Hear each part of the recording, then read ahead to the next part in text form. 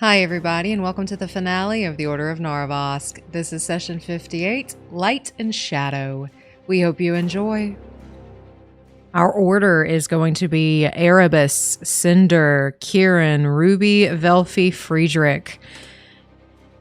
Erebus is going to slowly, almost tauntingly step over Cinder. 5, 10, 15, 20, 25, 30, 35, 40. He's going to get right there. And you all will see. So I'm pretty sure you all are within 40 feet.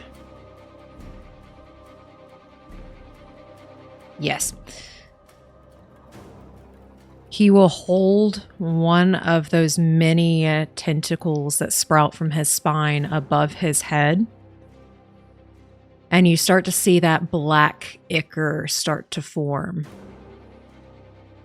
And he will take his tentacle and crash it down on all of you. I need you all to make a dexterity or constitution saving throw, please. Con, okay. Dex? Nope, it is Constitution. Can it be intelligence? No. Can it go away? Can it go away? I mean, if you pass. Can you not? Can I tell him no? Consent is sexy? Come on. 8. 14. 10. Natural 20 for 23. Okay. As this ichor starts to rain on you, there's a lot of it, and you can hear that gnawing like you did for those creatures that came out of that dragon.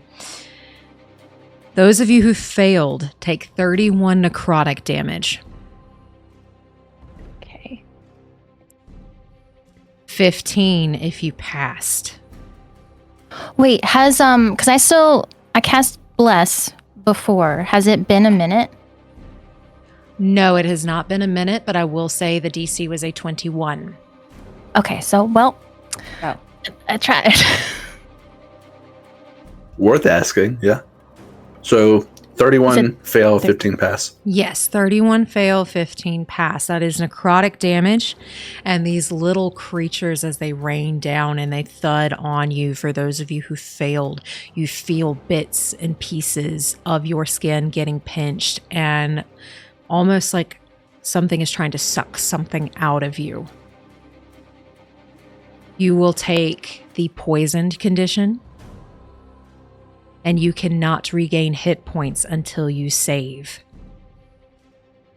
And you may make that save at the end of your next turn, and you can continue to do that. And with that, it is now Cinder's go. Cinder.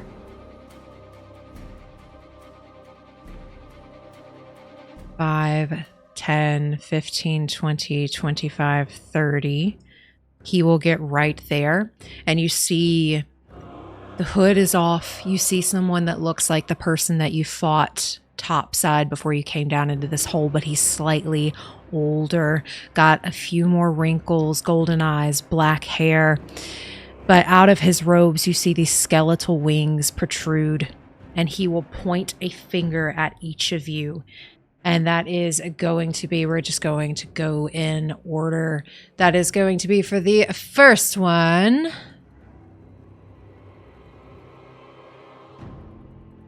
Velphie, that is going to be a 25 to hit. Hits. 35 force damage. Ruby, that's a 24. 16 force damage.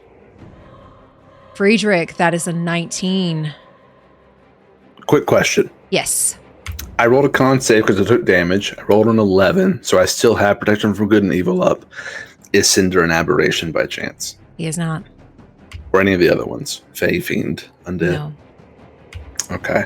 I will use my reaction to cast shield then and bring my AC to a 24. Alrighty, so 23. that one does not hit. And then Quirin, that is going to be a 12. So that does not hit. And with that, Oh, I'm going to use Uncanny Dodge since it was an attack. you got it. You're able to uncanny dodge. You see that finger point, and it's almost like you can see this condensed energy shoots from his fingers as he eldritch blasts each of you. And it is this purplish hue, that same purplish hue you've seen going out of that opening, that fracture in your plane. It's that same color as he immediately goes to attack you all. And with that, Quirin, you're up. Cool. Real quick, just a question about that necrotic damage that we took. Yes. Does any resistance affect temporary HP, or is temp HP different? I think like temp HP acts just like normal HP, except it just doesn't come back. So resistances would work. Okay. Oh, it would work. Okay. Cool. All right. Sweet. And with that, you're up. Alrighty.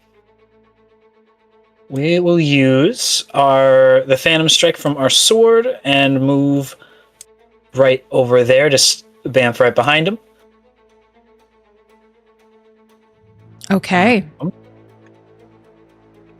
And we are going to now attack 3 times because we can, which the sword also gives us advantage.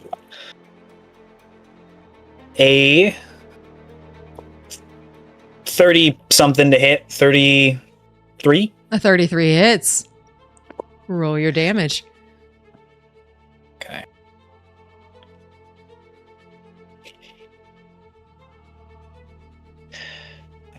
$15.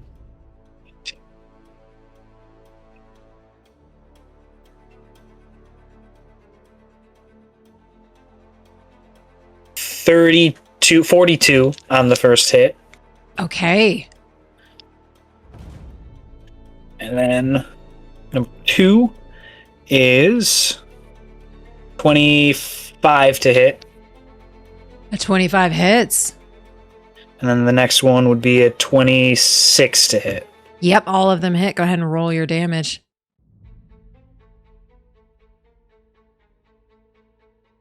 16, 14. So then 30 damage split between those next 2. You got it. And that was a bonus action or action, so that is all. Okay, and with that, Cinder will look at you and you can see the rattling of those bones and wings. Watch yourself, boy. He will take a legendary action and try to hit you with a... I need a Constitution saving throw, please.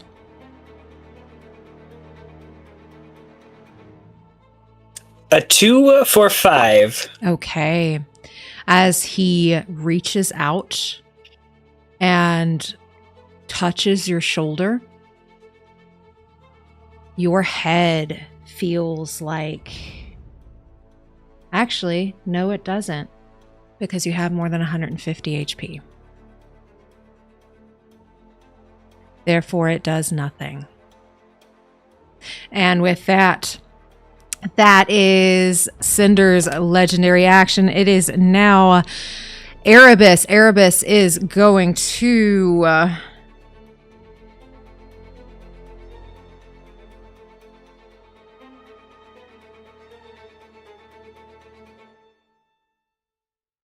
Erebus will take time to slowly start making his way to you, and you can hear these thunderous footsteps. You all are now within attack range. If you try to leave, he does get an opportunity of attack as you hear those steps make their way to you. With that, Ruby, you are up.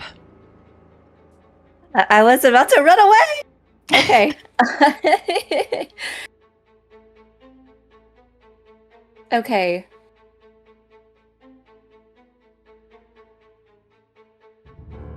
Yeah.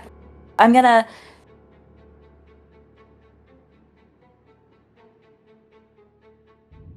Bonus action, disengage. Okay. Okay. So, is it possible for me to, like, are his hands, like, on the ground like that? His hands are on the ground. Yes. Okay. Can I just, like, zip through this little area right here? Yeah, you have the disengage action, so he's big enough to where there's Okay. plenty of space between his legs that you can go. All right, I'm going to use my Gloomstalker thing, and on my first turn, I get a ton of movement, so I'm going to use all 60 to get over here and nestle in this tree. And I'll turn around and take my shots. And who are you going for?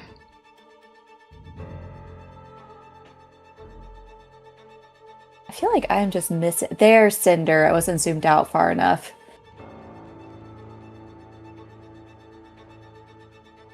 All right, yeah. I kind of feel like I want to focus down on Cinder Okay. and just see if I can get him, help Quirin get him pretty low too. So do a couple.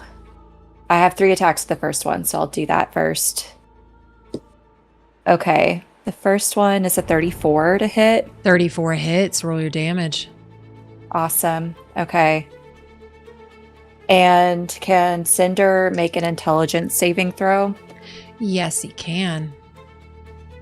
That is going to be a 17. Oh, it is a 17. Oh, dang it. Okay. All right, so he's not scared this time. Okay, but I do get sneak attack. Okay.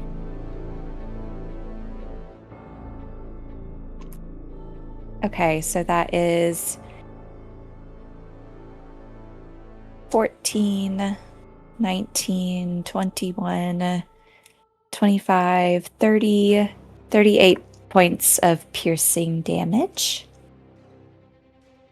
Alrighty, 38. I'm gonna shoot him again. Go for it. Okay, that is a 24 to hit. A 24, he will cast shield. His AC is now a 25. Okay. And I'm gonna do one more at him. You got it. Ooh, okay. 33 to hit. 33 hits, roll your damage. Okay.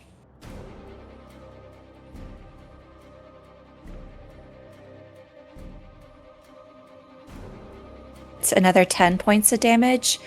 And I'm also going to do Wails from the Grave. Okay. And Wails of the Grave is going to Erebus. Yes. Okay. And So- roll your damage. Okay.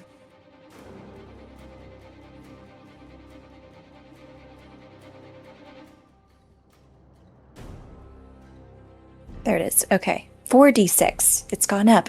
Yay.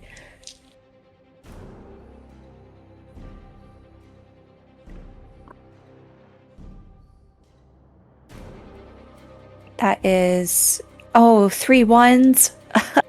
8 points of damage. And it's necrotic, so I'm not sure if that means something. It does not look like it does as much as you would hope it did on Erebus. Okay. And with that, is there anything else we should do on your turn? Oh, I'm poisoned. I need to get rid of that. Yes, you are poisoned, so go ahead and roll a Constitution saving throw, please. Okay. Do I still have Bless? Velphie, roll me a Constitution saving throw to see if you still have it. It's a 10. A 10. Plus no. 1, 11. You needed a 15 because you took that full Okay. 31, so Bless is not up. Okay. plus 2 is 18, so I don't make it. Okay, yeah, so you are still poisoned and you cannot regain hit points. With that, it is now their turn for a legendary action. Let's see. Not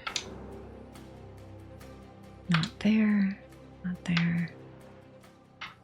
All right, Friedrich. You're going to see Erebus lift one of these heavy tentacles to try and smack you with it. And with that, that is going to be a 15 to hit, which I think misses. It does miss. It misses. Alrighty. That is Erebus's legendary action is now Cinders. Cinder is going to again point at Quirin, seeing that that did not work. And that is going to be a 24 to hit. Indubitably. For 21 force damage, as you see that pulse of an eldritch blast come from his hand. And because he does have repelling blast, you do go back 10 feet. Oof. Okay. Just like straight that Back. way. You got it. All right. As you go back 10 feet. And with that, that is there goes for legendary actions. It is now Velphie's turn.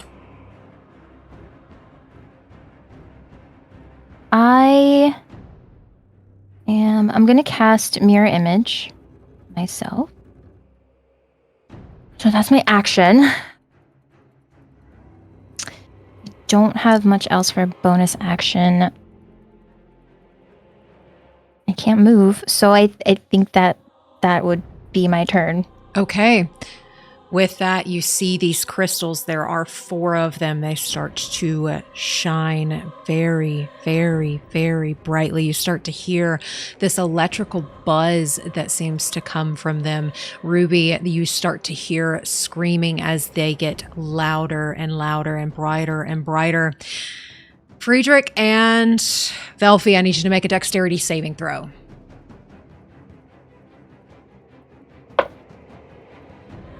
11. 10. Okay.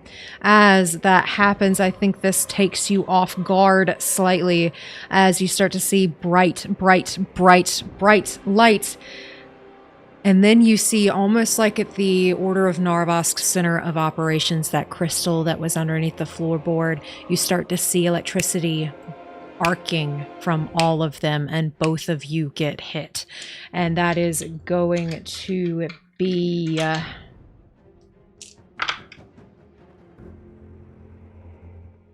11 points of lightning damage to both of you as you both are singed by the light that comes from those crystals.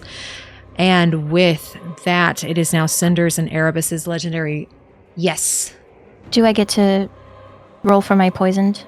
Or Yes, you do. I apologize. Yep. Go ahead and roll. You need to beat a 21. okay, so I need a natural 20, which I don't get. Alrighty, without getting a natural 20. So you are still poisoned and you cannot regain hit points. With that, it is now their legendary actions. We get a tentacle attack from Erebus, and that is going to go towards Friedrich. That is going to be 12 plus 14 for a 26. Yeah, that hits. I'm at 23. Alrighty, you take 13 points of bludgeoning damage as that tentacle whacks you, and you can tell that they're kind of flailing all about. Kneel or break. Your choice.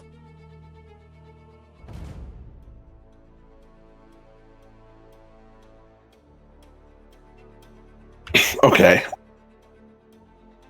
I don't think I would directly respond to that because it just feels antagonizing at this point. But a couple of questions. I need to roll a con save to see if I still have the protection from good and evil from the last hit. Yes. I rolled a 16, and I think the damage was 11. The damage was 11. Yep. So you're good. So I got it. But then, so that means, does this past attack just now should that actually have been a disadvantage? Okay, the first one was a 26. Next one was higher. Oh, okay. And that was 14, 15? How much?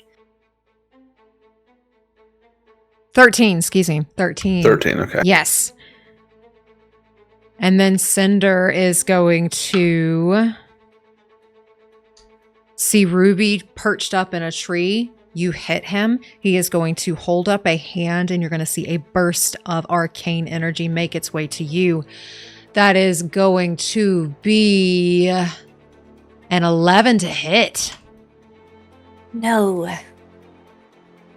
Alrighty, that misses as it goes wide, but it takes off that branch that's next to you with so much force. You can hear that tree that you are currently in splinter.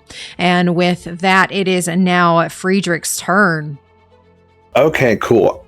I rolled a 15 con save for that second hit, so I still have good and evil up. You do. Footprint-wise, Erebus is big. Does he take up that entire space? Or is that just like his head towering up there? He takes up, I mean, he's big. So yeah, like he's up there, but he's taking up a lot of space, if that makes sense. The amount of space he's taking where his head is at is technically where his body is. So that is still how much space he takes. That's like his, okay, I'm trying to line up a Thunderbolt, and I wanted to make sure where I could hit him from. So if I may, I'm going to move then, just within range of him still. 1, 2, can I step there or not? On his little toesy woesies. You can step on his toesy woesies. 1, 2, 3, 4. And I would like to fire off a Thunderbolt, but I'm going to upcast it. Lightning Bolt, sorry. I don't know, Thunderbolt. Lightning Bolt at level 5 through him and Cinder from this angle here.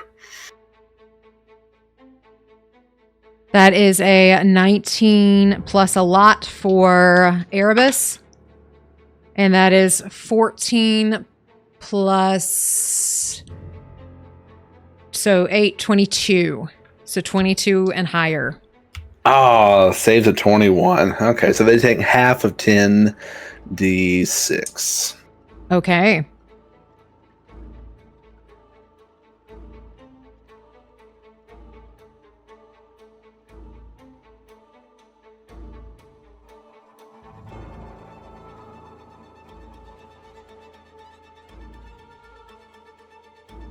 +24 plus 16, 40. They take 20 points of lightning damage apiece. Okay. They take 20 what kind of damage? It's lightning damage. As they get struck with that lightning, the same kind of almost electricity as those crystals. You see it goes through them and does nothing. Do they look better off? They do not look better off, no. That's good. I had that planned before the crystal thing, but I didn't think to pivot, so now I know. So I recognize that. I realize that lightning's ineffective. You realize lightning is ineffective as you see a spell that you normally cast that does a lot of damage not burn them at all. Okay, well, I moved 4 of my 6 movement squares. So I'm going to do the last 2. 1, 2, and then this bonus action, I'm going to Misty Step away from this guy and go up to 1, 2, 3, 4, 5, 6. I can do that one. Let's see. 1, 2, 3, 4, 5. Right there. And that'll be my turn. That'll be your turn. You got it. With that, I need Friedrich and Ruby to make a dexterity saving throw, please. Did I just move in range of it? As again, those crystals woo, woo, and they start to buzz as arcs make their way across this battlefield. 17. 17. 26. 26. You both are able to get out of the way, and they do not touch you as they arc across this burnt landscape, this dying landscape, but they do not touch you. With that, Friedrich, did you have any other bonus actions or anything you wish to take?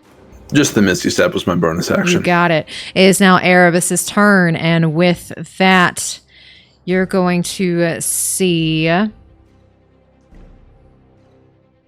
Erebus center mass starts to pulse with this purple light, and this area begins to shine with it.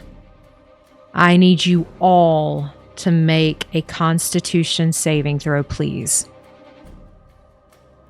Also, Professor Friedrich, roll me a Constitution saving throw to see if you are not poisoned anymore. Oh, okay. What is that DC? 21? 21. I gotta roll an 18 or higher. I rolled a 4. Nope. I am very poisoned. Okay, you were very poisoned. And what was everybody else's Constitution saving throw? I'm going to use a luck point. Use a luck point. I rolled another 2 for a 5 again. Okay. 19 for 20. Okay. 30-20. 30-20. 18. 18. Your DC was a 21. This pulse of purple light irradiates this area, and it shoots out, and you can tell it goes out 120 feet all different directions. You feel bits and pieces, almost like part of you is trying to leave. But you're able to hold that piece in, but being able to hold your soul in its own center takes a toll, except for Velphie. Everybody else, your HP maximum is dropped to half. Meaning whatever half of your HP is where you are currently sitting. If you're at 150, you have dropped to 75. If you're at... The rest of you all have like varying numbers. You drop by half.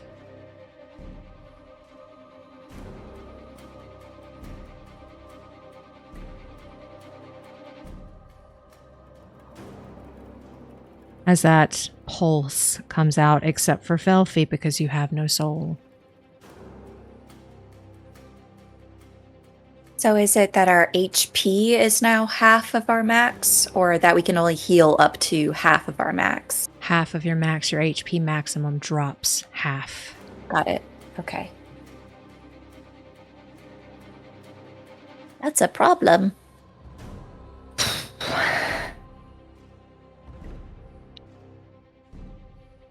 You may make that save at the beginning of your turn to see if your HP maximum goes back up. And with that, that was Erebus's turn. It is now Cinder's turn. Cinder is going to... You're going to see 2 hands pop up. We're going to roll for this.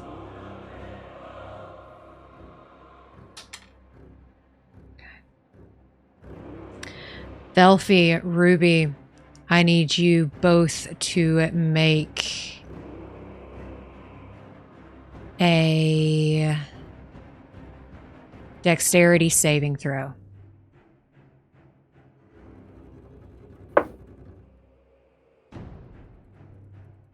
$29. 29. 23. 23. You all pass.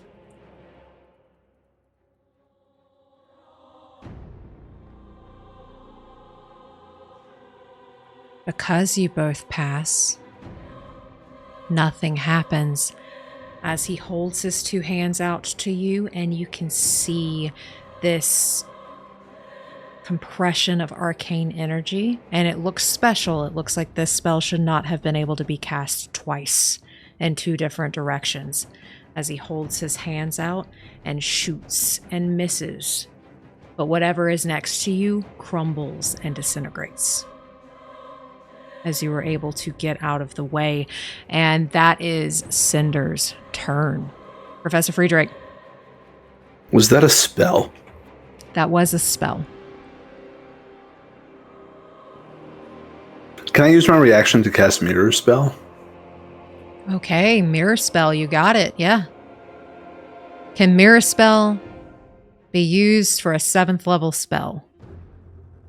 I have to roll. I'll read it. If the spell is, I'm going to use my class feature one too, not the spell slot one. The one time I get my signature spell.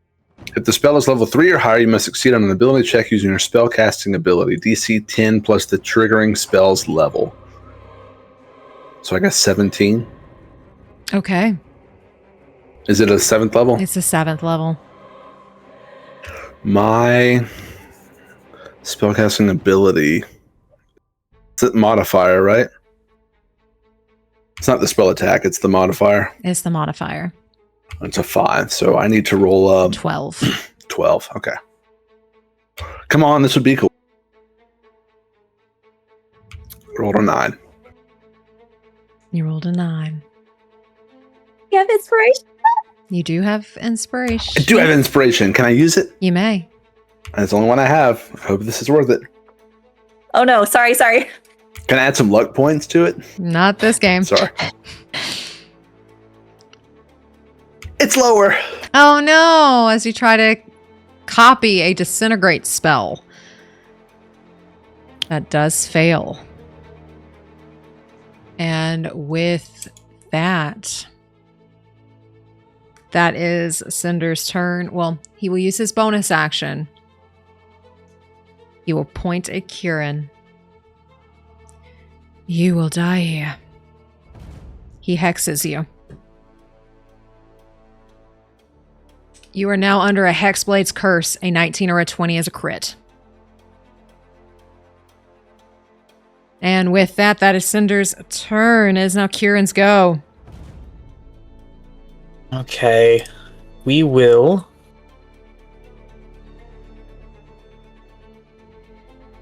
Alright, we'll use half our movement to stand up. And then... Because this is only...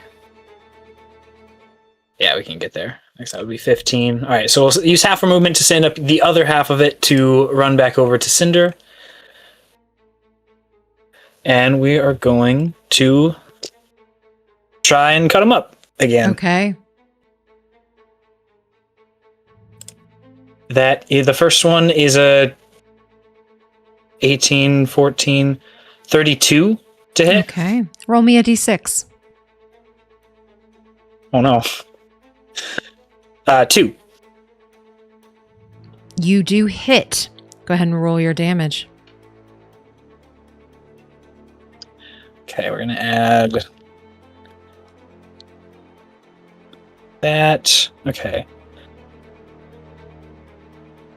13, 14, 27 damage. You got it.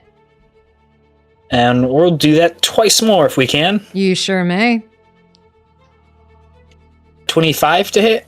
Meets it, beats it, even if he shields, but roll me a d6. It's a 2 again. Okay. Roll your damage.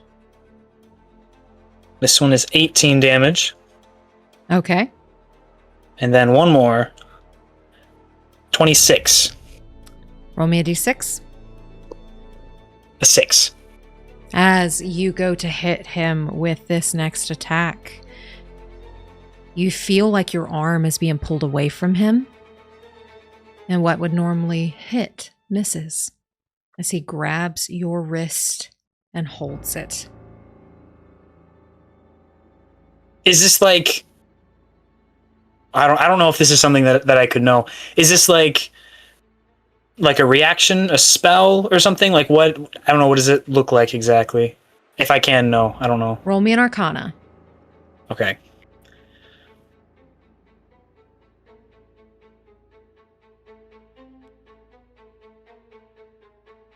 $19 plus 16. Whatever that is.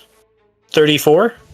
He said something to you, and you felt some kind of latch as he Hexblade cursed you. You may not know what a Hexblade curse is, but something feels different, and that latch that he has to you pulled your hand away no matter how well you aimed it.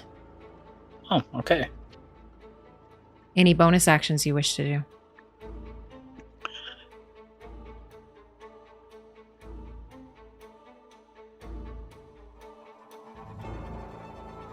No, I think that's all.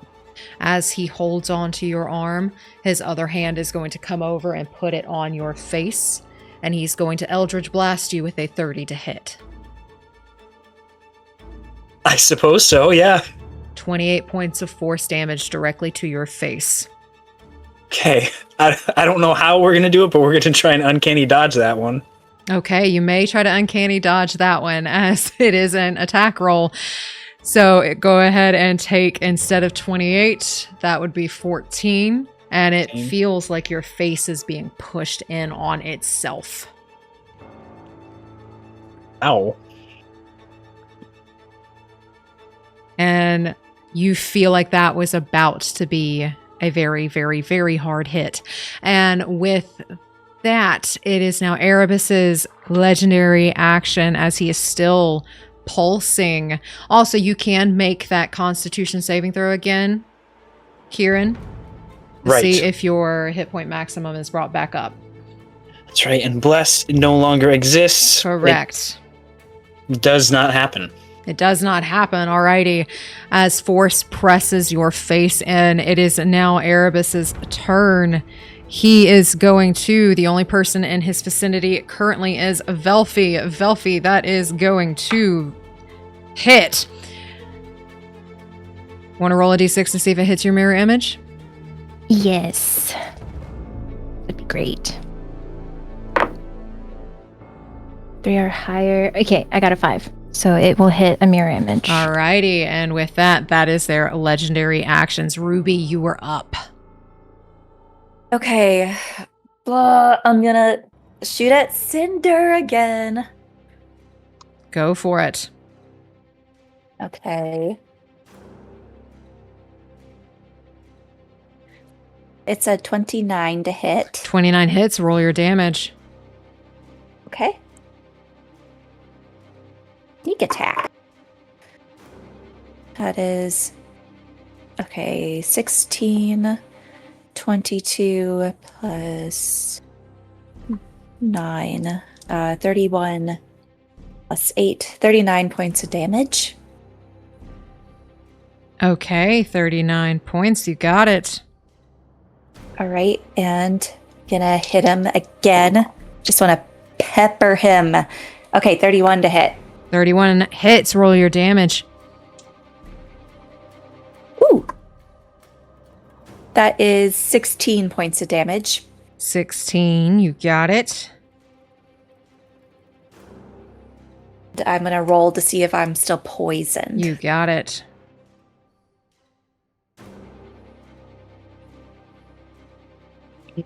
$16. 16, go ahead and roll and see if your HP maximum as well. Okay.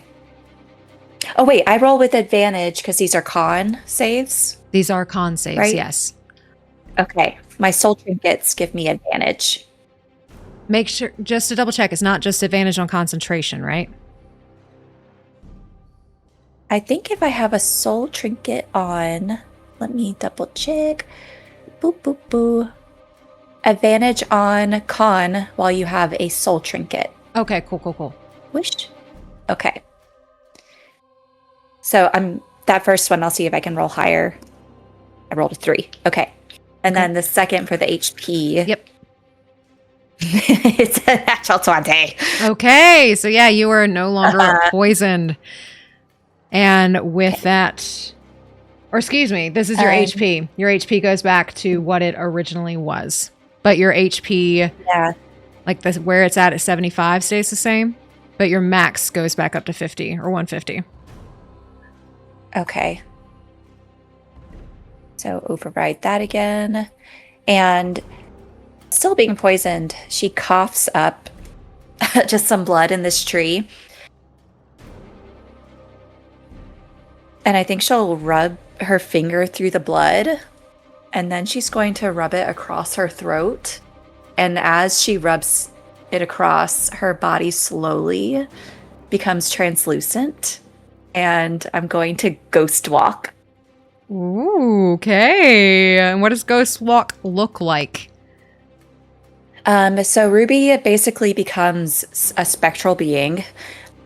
And this makes it to where any attack roll against her has disadvantage. Perfect, perfect, perfect. I think that's all there is. Perfect. And with that, is there anything else you'd like to do? I don't think so. Okay. Actually, let me just do a quick measure to see if I can do... Yeah, I'll do Whales of the Grave on Big Baddie. Go ahead and roll. Even though it's... I think since I hit Cinder, I just have to roll damage. Okay. Yeah. Roll your damage. It's 11 points of necrotic. Alrighty. As you do 11 points of necrotic, is there anything else we should do on your turn?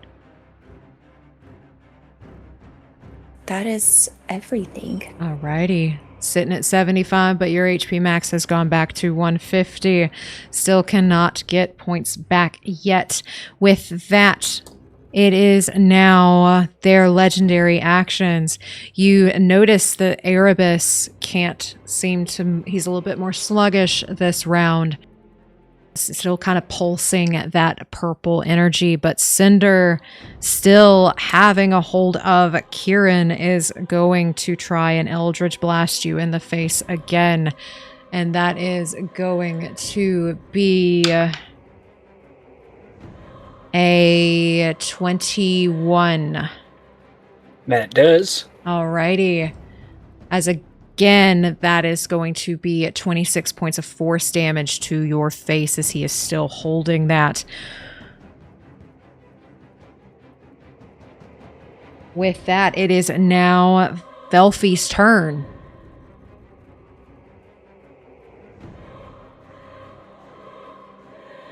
I want to cast... Let's see where everyone is now.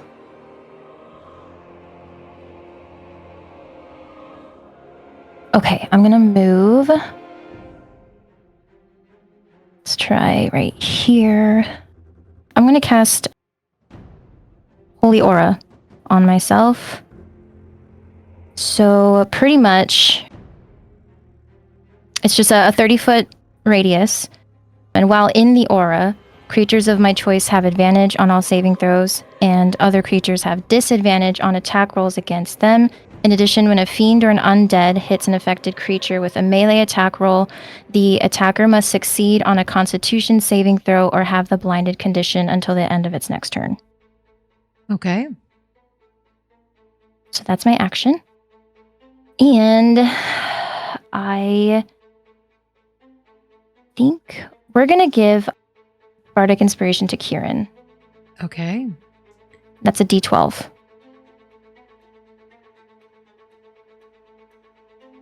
Get to use that on your roll of choice. And with that, is there anything else we should do on your turn? That shall be it. Alrighty, with that, Velphie and Professor Friedrich, make dexterity saving throws, please.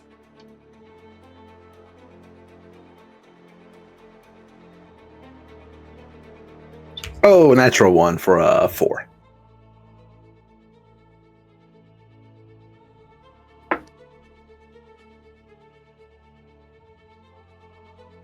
$25.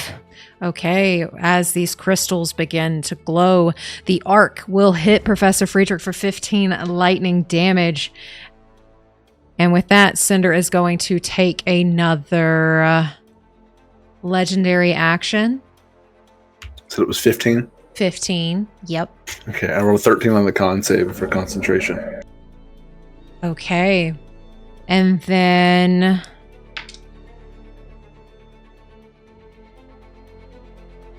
Ruby, make a intelligence saving throw, please.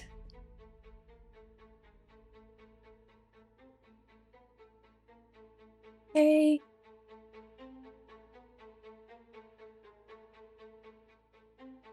$19. Okay, with a 19...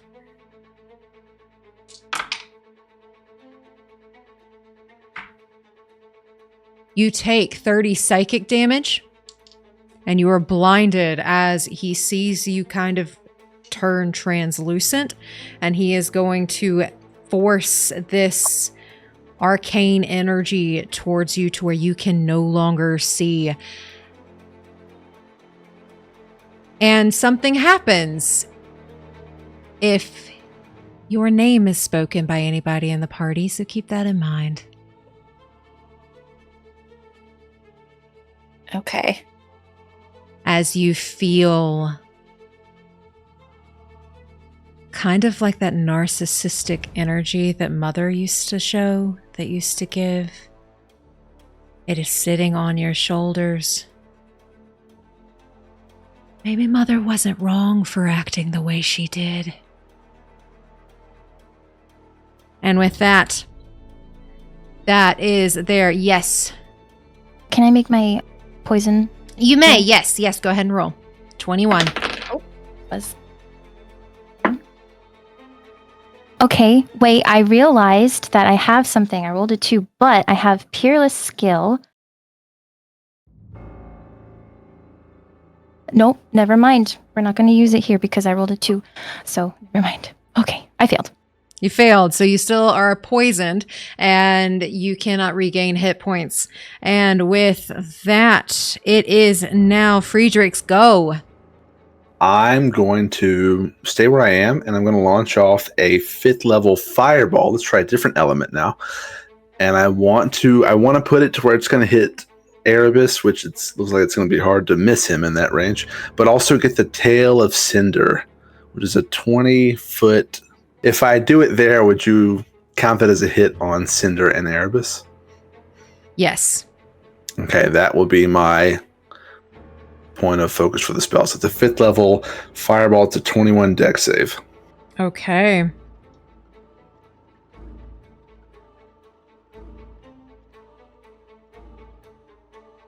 That's a 25 for Cinder.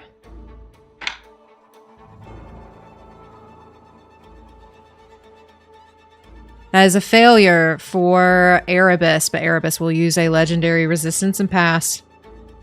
Darn. Okay, so both passes. They will take half of 10d6. I'll roll it up. Okay.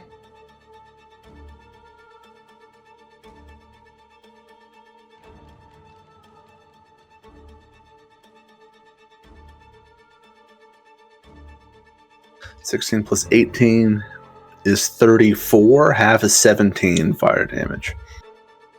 Okay, how do you wish to do this for Cinder?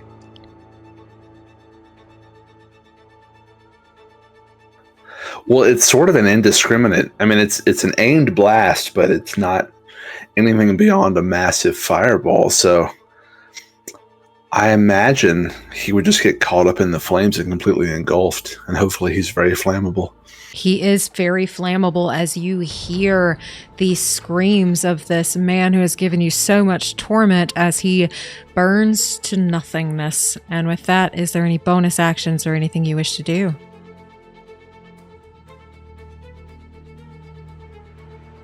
Yeah, I would like to reposition here. I'm going to move a little bit. I'm going to get closer to see what happened to Cinder as well. I'm going to move 3 there, and then I'll Misty Step.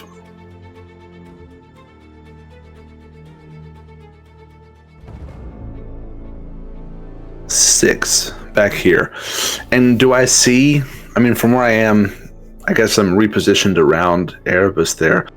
Is Cinder, is he on the ground? Is he completely turned to ash? What does he look like? He looks like he has been turned to ash, like there is nothing currently there.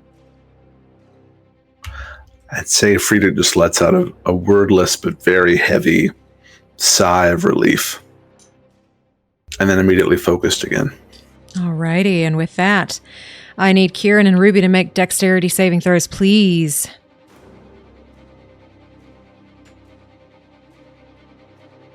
Ooh. 34. 34. Oh my gosh. 34? Wait, I think I did the math wrong. I did the math wrong. I mean, you're rogue. I believe Dex, it. yeah, I was going to say, I believe it. It's 30. It's 30, Yeah, okay. 30. Oh, I'm sorry. Keep your roll. The 36 was great. 36 is good.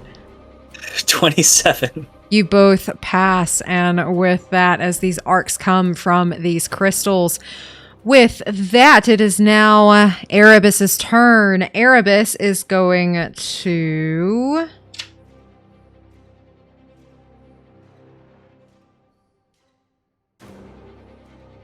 It's going to take all of its attacks at Velphie, since Velphie is in range. That is going to be an 18 on the first one. And a natural 20 on the second one. The first one does hit. Okay. However, because I have Holy Aura, it says other creatures have disadvantage on attack rolls against them. Okay, well then we'll take that and make it to where the first roll was the first one I told you instead of the natural 20. So that does hit. Okay, so the first one will hit. Okay. First one is going to be 17 slashing and 9 force. It actually hits one of my mirror images. Perfect. And that should be the last mirror image you have, correct? I have one more left. You have one more. Alrighty. Next one is going to hit at disadvantage. That is a 25. Okay. That is going to be, unless it hits your mirror image.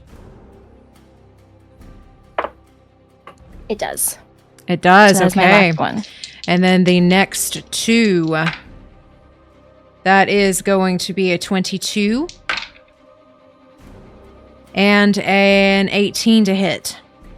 Both of those will hit. Both of those hit. That means that is going to be 26 points of bludgeoning damage.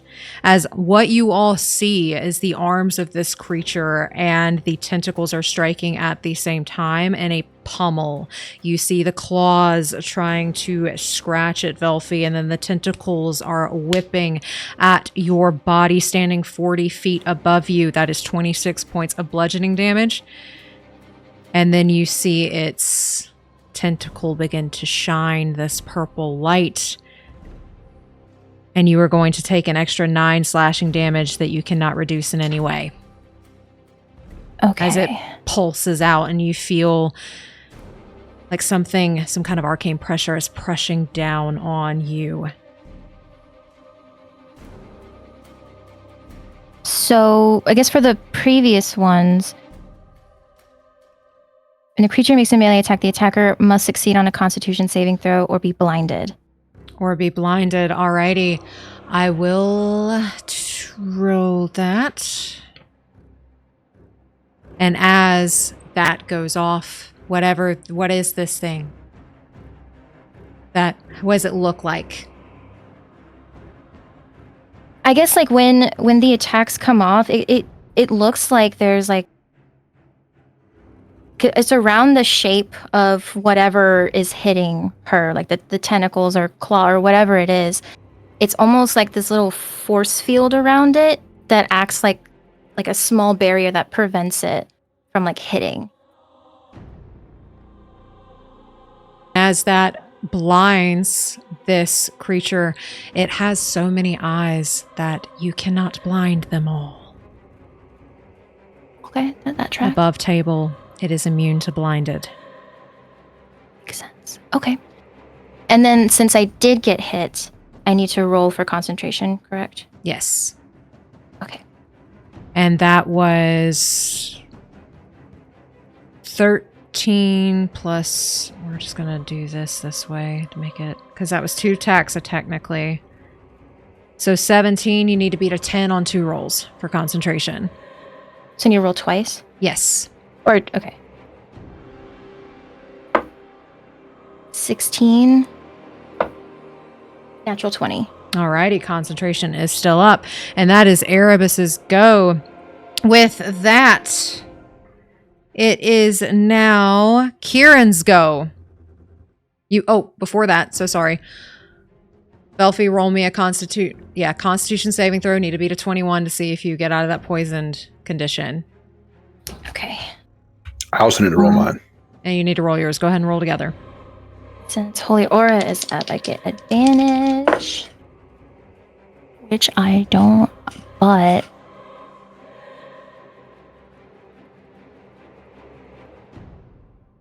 Okay, yeah, I fail. All right, Quirin, you're up. Okay, first, 2 questions. That Bardic can be used for any roll, and any roll that I choose? It's a ability check, attack roll, or saving throw. It can be added after the roll, but without knowing the outcome. And then, for Erebus, since he's so large, does flanking still work since he's big or not? Sure. I don't like the smile, but okay. He's also covered in eyeballs. I'll give you advantage if you can flank. You just have to be on opposite ends, like directly opposite. Yeah. Let's see, 5, 10, 15, 20, 25, 30, which we can get there. I don't know, if I put that there, I can still, okay, cool. Yeah, so we can get right there. Does that, or does it need to be one closer, or is that fine? You would need to be here. Oh, all the way up there. Oh, okay. Which I believe I was there. I should have kept track.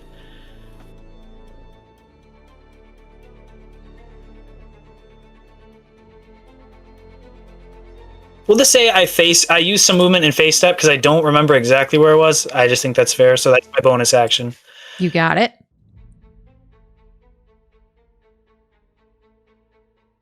But since if flanking does in fact work, we will take that for advantage. A natural 20.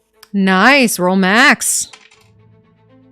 I've never taken Elven Accuracy except for this build, and man, I love it so much. Yeah, I want it on everything else. That was a shitty roll on top of everything. 5 times 6 is 30. 14, so 44.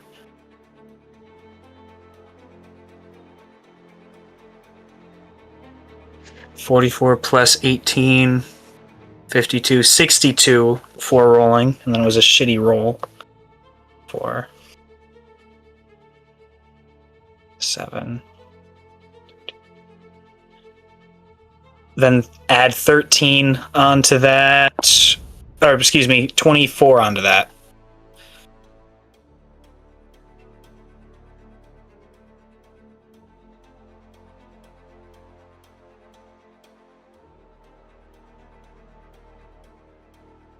And you can just do it all over again, right?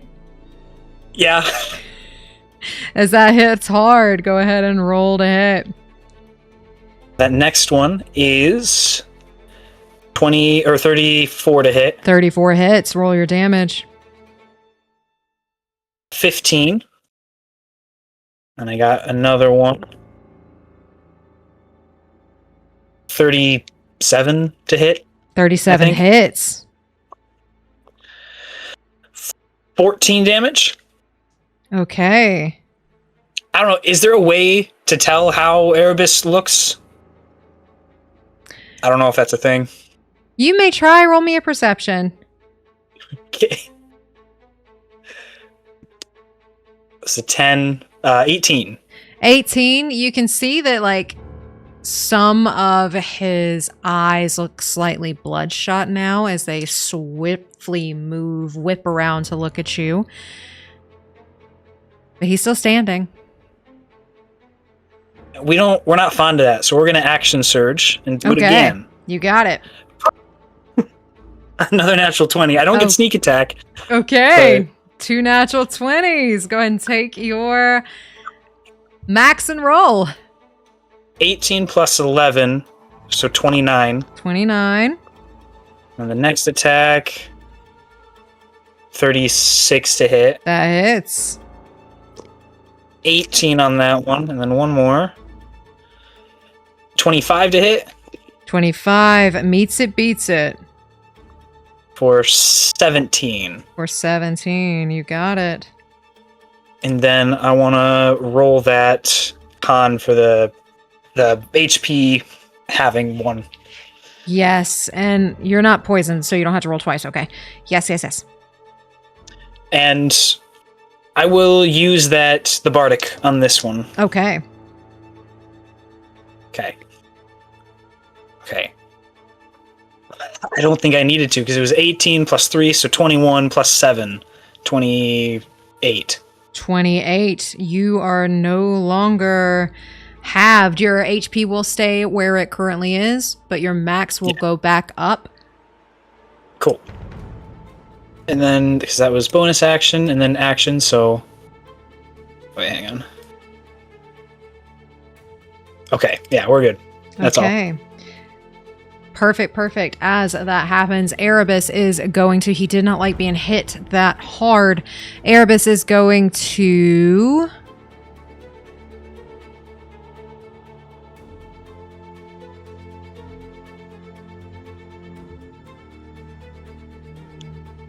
I need both of you, Quirin and Velphie, to make a dexterity saving throw.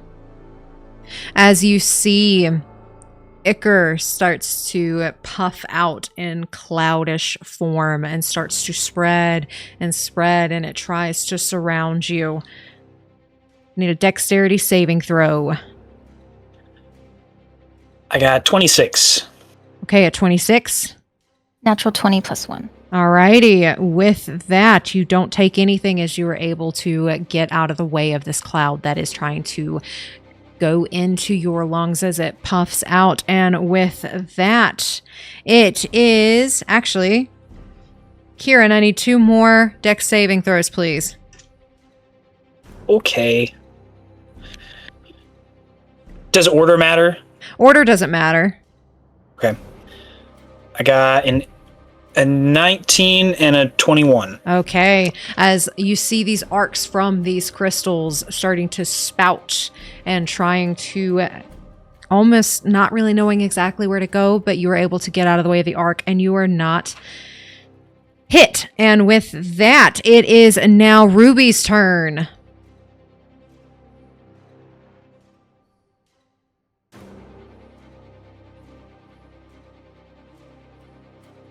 Yeah, I'm gonna bonus action Hunter's Mark him.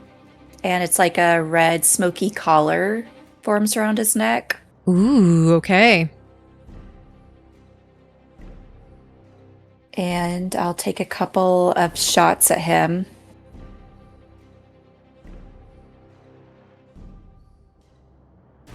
First one's a 25.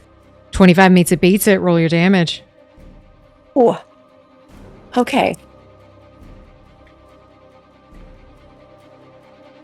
And he'll need to make an intelligence saving throw. Natural 20. Oh, he's so not frightened. Okay. All right, so that is 18, 21, 22, 27, 36 plus 8. 42 points of damage. Alrighty. Wait, I forgot my sneak attack damage. Ooh. Plus another 3. That's another 3. So Alrighty. 45. And I want to attack him one more time. You got it. Roll to hit. It's another 25. Nice. Roll your damage. Ooh, okay, 16 points of damage. 16. Alrighty. Is there any bonus actions? Oh, my bonus action was casting Hunter's Mark, and I'm going to roll to see if I get rid of that poison. You got it. Need to beat a 21. I do not. Alrighty, so you still have that poisoned condition. And with that... Can I ask, how's Velphie looking?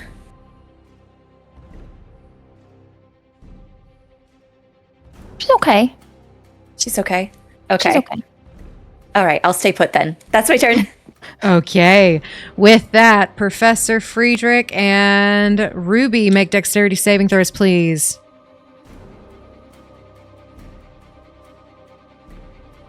19. Okay. 29. You both don't have to worry as these arcs make their way and almost hit you. You're able to get out of the way. And with that, Erebus is going to try and take a claw attack against Velphie. And that is going to hit with a 25. Okay. And that is going to be 13. Yes. Was that at disadvantage? That is going to hit with a 21. Okay. And you take 13 points of bludgeoning damage as another tentacle makes its way and cracks on. Like, it's big, so it pretty much hits all of you. And with that, it is now Velphie's turn. We're gonna try, where is it?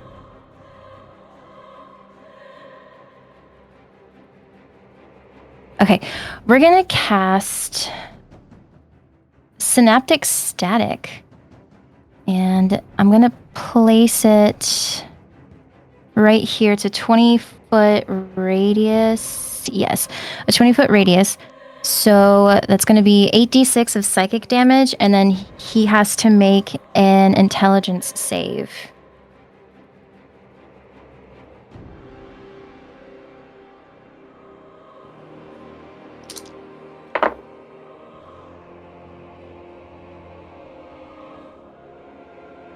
$24 for an intelligence save. Okay, so he'll take half. Okay.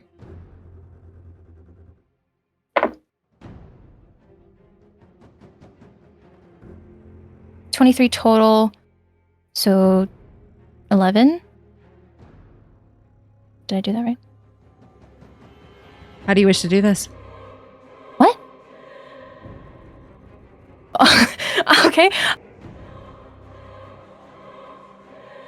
She puts out her hand, and this kind of like shimmering, kind of staticky looking ball just kind of flies out and hits him sort of center mass. And the staticky kind of encompasses him, and it like seeps into, I don't know if he has like a nose, but like orifices, whatever's there, it'll like seep in, and essentially, since it's psychic damage, so it would kind of more mainly focus on like the head, so he would just kind of like fall over, I guess. Okay. And as he falls, is there anything else you wish to do on your turn? Yeah, I'm going to cast Healing Word on Ruby. Ruby is still poisoned, correct?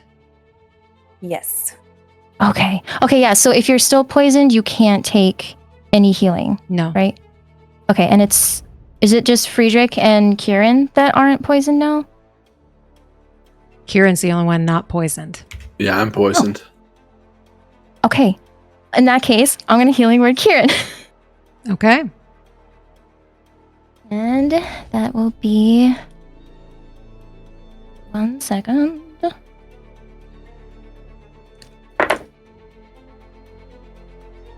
Ten. Oh.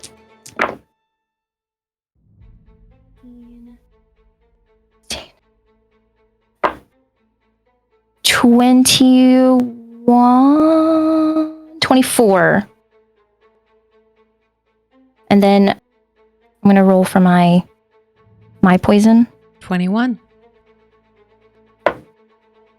It's a natural one. Okay. Oh, wait, I get advantage. Hold on, because I still have Holy Aura. 17.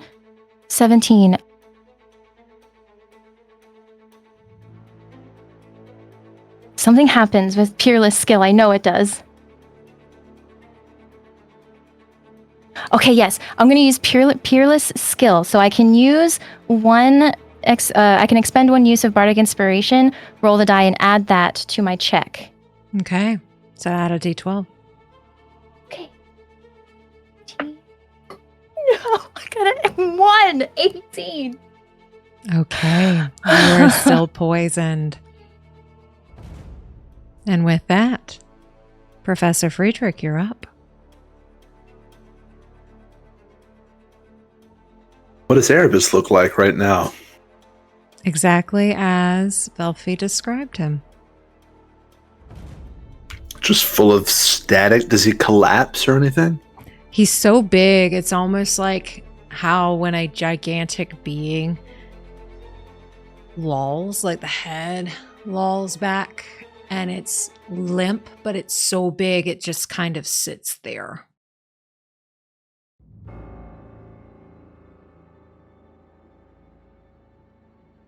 Can I hold an action? Sure. Okay, I have a question. I would like to hold a spell that focuses on a point.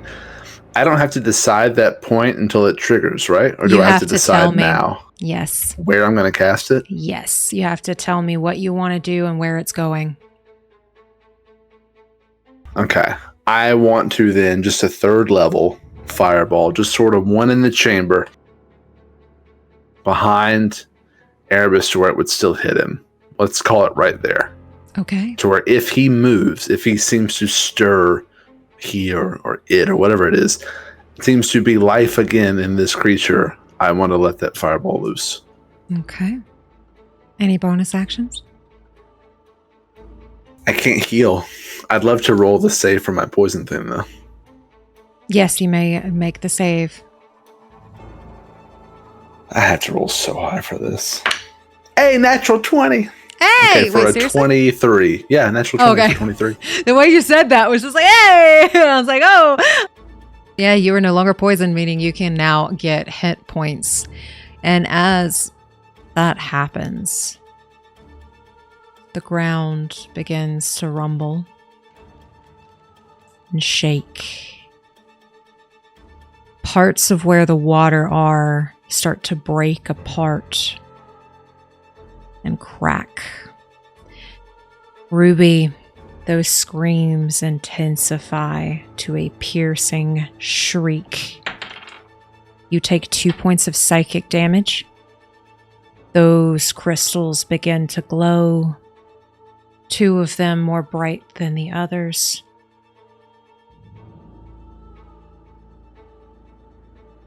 Two of them in this concentrated beam shoot off in 2 different directions. And you see these bluish orbs that have been condensed into these beams make their way to where both Cinder and Erebus currently are. Those bodies begin to levitate, almost absorbing what you know are souls in those crystals. Wounds begin to close. Roll me a Constitution saving throw, all of you, please.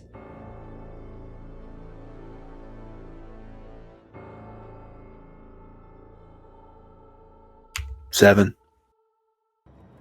9. 21. We got something low. I think we're going to use Indomitable and try again. Okay. Oh, a 19? If you rolled less than a 15, you are blinded by these souls that are lifting these 2 up. You start to hear cackling. Did you truly think you could kill a god? Puny little beings. Kill me.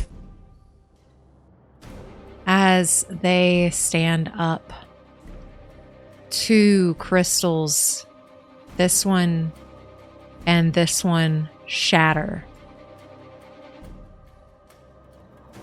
as they are no longer there. As you see the stand that they have been put on, the pedestal that they are on has almost crystal dust around it.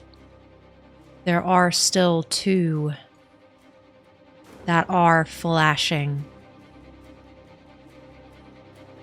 And as Velphie, Like, would my thinking that if we shatter the crystals, we get rid of their chance to come back? Could I come to that conclusion, seeing what I saw? If that is... If you came up with it, then yes. You may come to that conclusion. Is it a right conclusion? Or is it You just may a come to that conclusion. You're allowed to think that. Okay, cool. I just wanted to be sure what I saw, what I...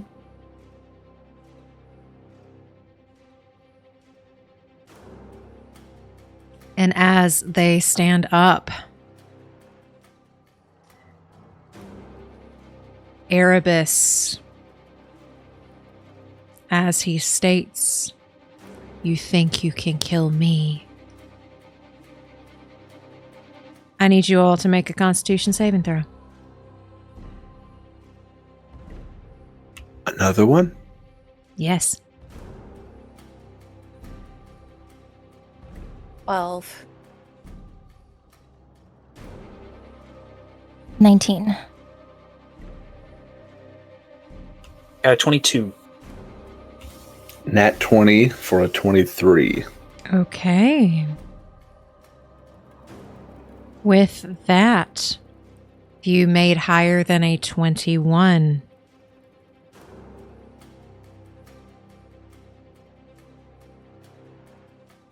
You take 15 points necrotic. If you failed, you take 31, and your hit point maximum drops to half once more. I am going to use my vitality feature. And it says that I would roll my proficiency amount of d6s, and I can negate up to that amount. Okay. And my proficiency is 8. Okay. Ooh, and I rolled really good. Okay. 24, 29, 31 plus 7. 30. I rolled a 38. No, 34. Okay. You don't take any damage, but your hit point maximum is dropped Okay. to half of To what it half? originally is. Yes, except for Velphie, because Velphie does not have a soul. And I just rolled a 22 con save for concentration. Perfect. Perfect. So again, if you saved, you take 15. If not, you stay or take 31. So Velphie will still take the 31 damage, but your HP is not reduced. So I need to roll for Holy Aura then. Yes. And you need to beat a 15. Dang it. Wait, con, right? Yes. Plus 1? Okay, I got a 15. Okay. So you still do have Holy Aura up. And with that, as that attack goes off once more, Cinder is also standing up. He will...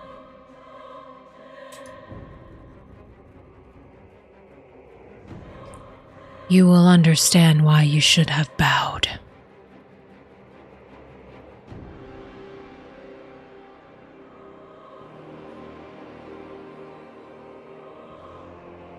Okay.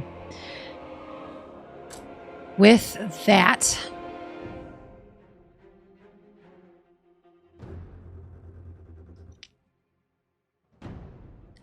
Quirin and Friedrich. 2 hands go up. And because you both are less than 150 HP, you are stunned.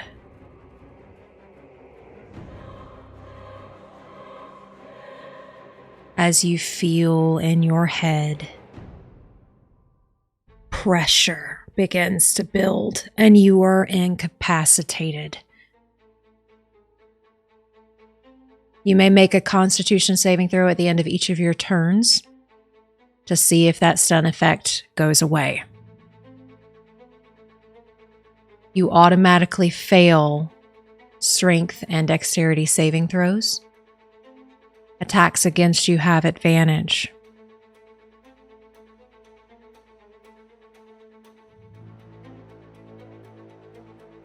He will then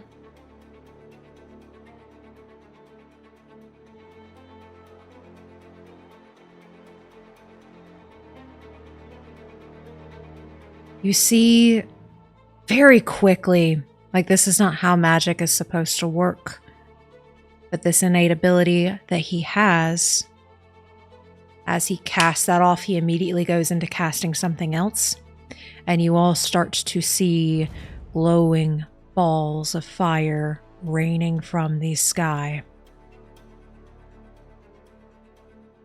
And you can hear them coming down quickly. I need you all to make a dexterity saving throw. So I automatically fail because I'm blinded. Because you can't see it. And I fail because I'm incapacitated. And you fail because you're incapacitated. It might be a dumb question. Do I get my fireball off or no? Yeah, go ahead and roll. Oh, really? Oh, it's technically it's a dex save. And where I place it, it might hit Cinder. It was 20 feet. But I'll leave that up to the GM.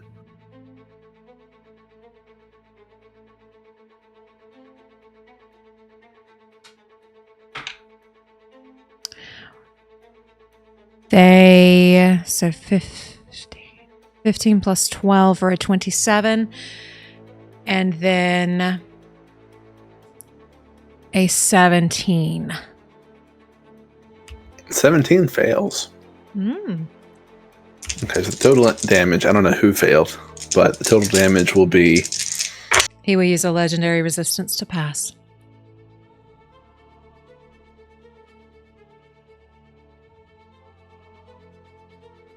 $24 total, so that you should take 12 fire. As you do 12 fire, as this little fireball goes off. And then you see these massive balls of fire coming from the sky. And they are hurtling towards you. And I need you all to make a dexterity saving throw. Professor Friedrich, Quirin, Velphie all fail. I like how you called it my little fireball. It seems their balls are much bigger than mine. Is Ruby Rolled a blinded? 29. 29? She is, but I can use evasion, and the only thing that gets rid of evasion is incapacitated. Okay. And you can use evasion even if you fail? Yes. Okay. Alrighty. With that, those of you who fail take 20 d6s.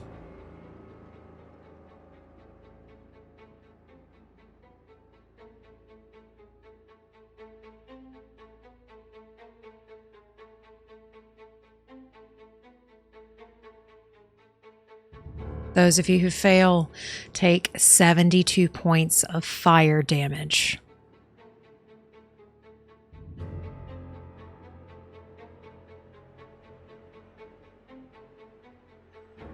Okay, So I so take- mine would be 36. Mine would also be 36. And then 72 points of bludgeoning. Is that all in one hit? That is in 'Cause just one off the hit. fire- Okay, because off the fire damage, we're down. With the That bludgeoning, is- I'm down. That is considered one hit, as Meteor Swarm has been called in. So it's 72 fire and then 72 bludgeoning, or all at one time? All at one time, so 72 plus 72 for 144.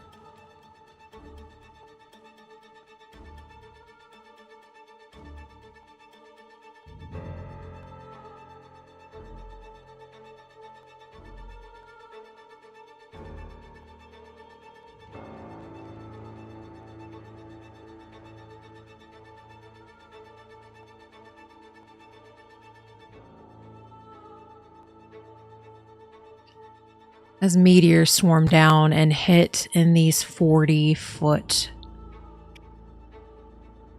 sections where they leave these giant craters. One of the crystals over here in the corner actually breaks.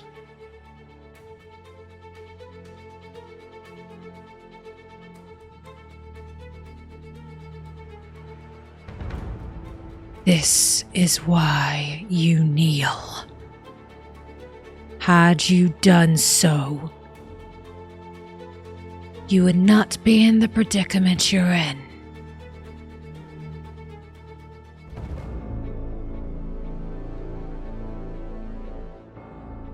With that, that is both of their goes.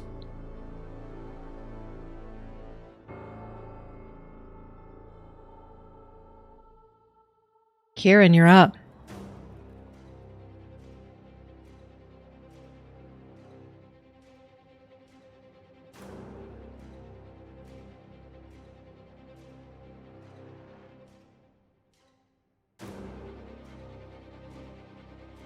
Okay, I just sent that to you.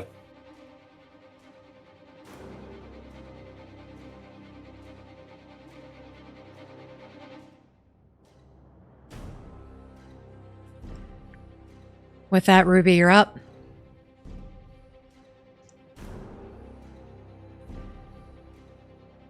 Okay, I'll send it to you.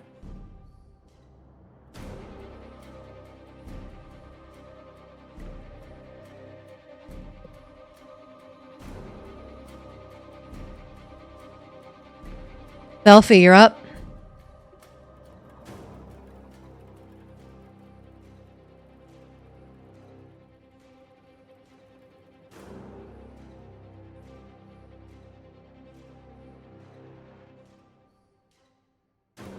Okay. Friedrich, you're up. Everyone is down. I'm going to use Relentless Endurance and bring my little green man down to 1 HP instead of down. As Friedrich crawls out of this massive meteor crater. And I imagine it's a bit like he's got like soot and stuff all over his face, like he's been working in a coal mine. So for 1 HP, I'm blind. I'm still incapacitated too. So I can't move and I can't take actions or reactions.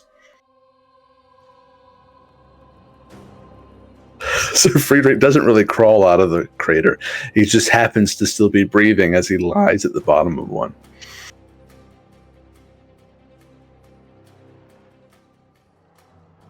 And with that, you may roll your save.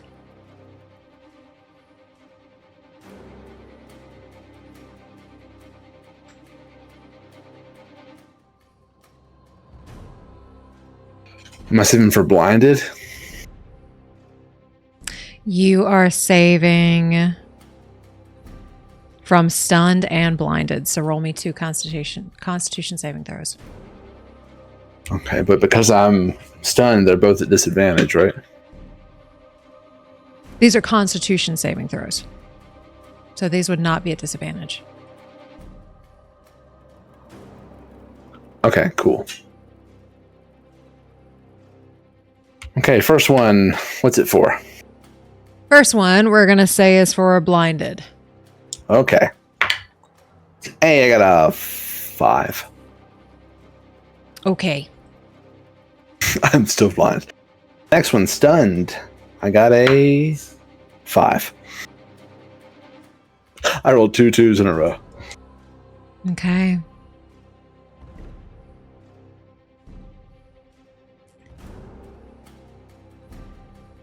And as this happens,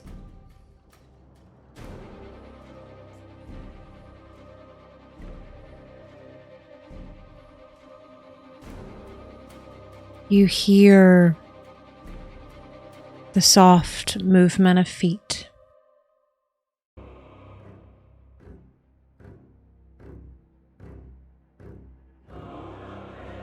And you hear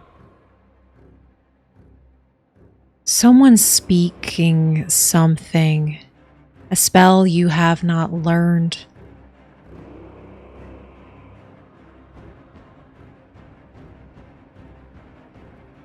Do better than me. Do better than me.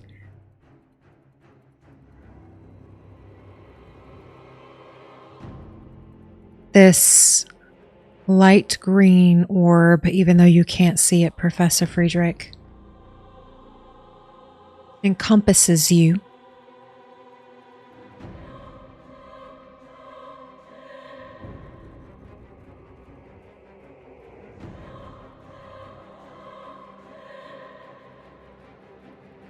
You hear Erebus and Cinder screeching. And you hear the whipping of tentacles. You hear spells being cast.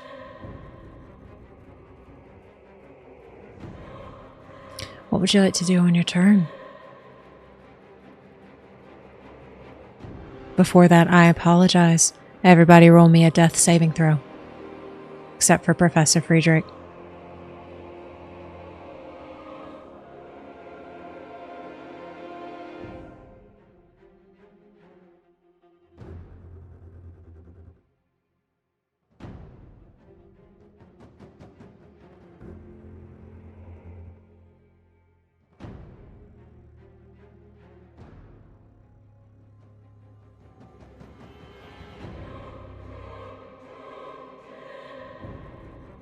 Professor Friedrich, what would you like to do? I'm not sure I can do anything. How do I feel? You said I didn't see the orb. Do I feel like I'm regaining my senses, or?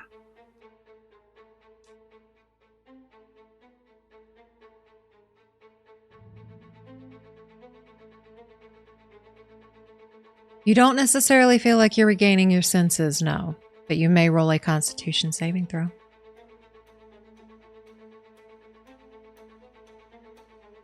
The Friedrich die from like session single digits.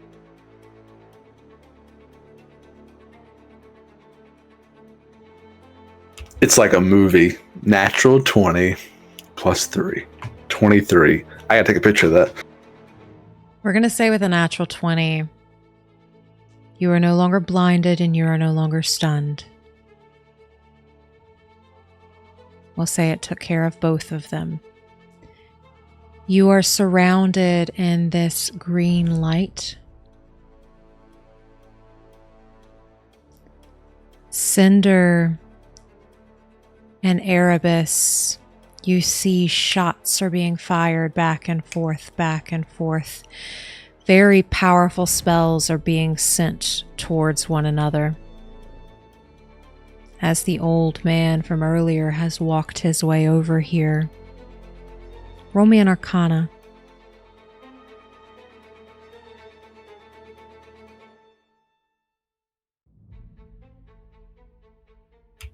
Now they're bad again. 14. With a 14, you don't know this spell, but it seems like things, because you see backlash of spells making their way to you, but they're not entering that globe. Like it's some sort of shield or protection, or similar to what we saw on our way in surrounding Narvosc. Yes. As you notice, he no longer has it. With that, if everybody would roll me a death saving throw.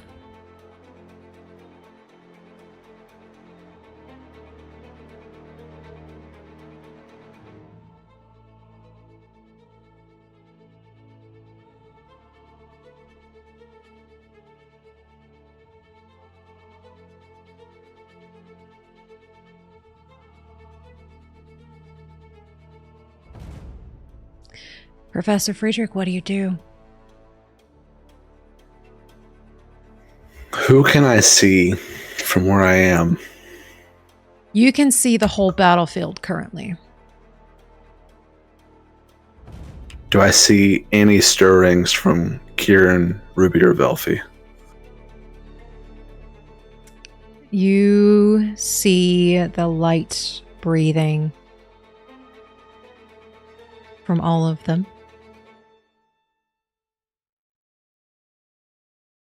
So what I'll do is closest to me. I'm going to take off running for Quirin.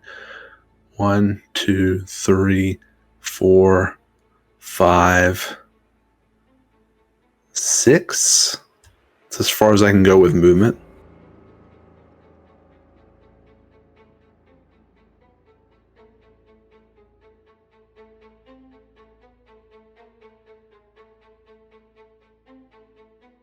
I will put a good berry in his mouth and push his jaw closed. Try to get him to eat it.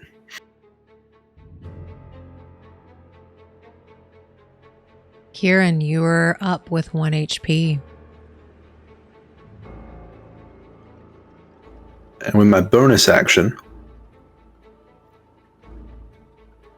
Oh, have they moved? They have moved, yes. Okay. With my bonus action, I'm going to need to... Oh, I know how to use this action. Okay. I'll do the best I can. Let's see. 1, 2, 3. I'll Misty Step as far as I can, which is only 30 feet. But another 1, 2, 3, 4, 5.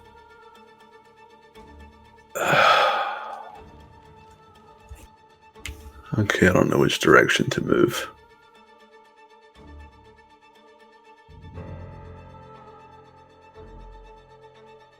Right there. Misty Step. Okay. Is there anything else you wish to do? I'm out of things to do. Alrighty. With that, Quirin, you're up.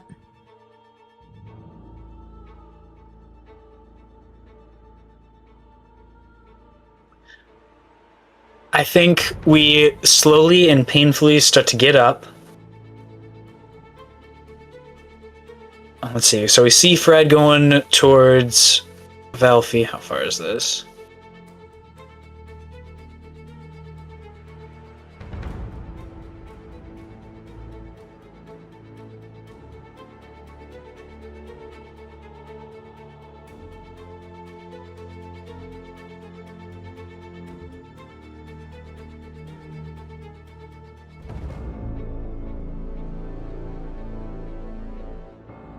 Okay. We will... If I may do this, tell me if I can't. But with our bonus action, we will use our Potion of Speed. So giving us haste for 1 minute. Okay. I'll write that down. And then I believe that doubles our speed, right? Yes. Because then we can get... So then we'll run over to where Ruby is and give her one of our greater healing potions. Do I roll for that? Like trying to give it to her? Yeah, go ahead and roll. Okay. I don't have 44 with me, so we'll just do this.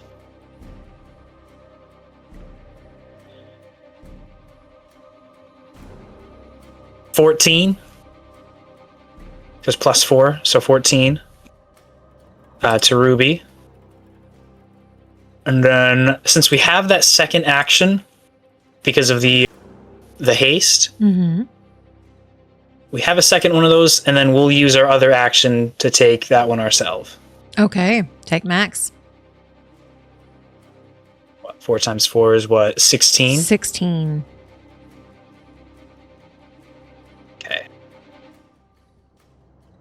And then let's see, that was a bonus action to take the speed. That one. Technically we have 10 feet. I think we'll stay where we are though for the moment, so I think that'll be it. Okay, with that, Ruby, you're up. Okay. I think I was out for a second. Thank you. She's a little wobbly on her feet, so I think I am going to also take a greater healing potion. Okay, take max. Okay. Let's see. That's 4d4 plus 4? I think so. So 20? Yeah, okay. And then I am going to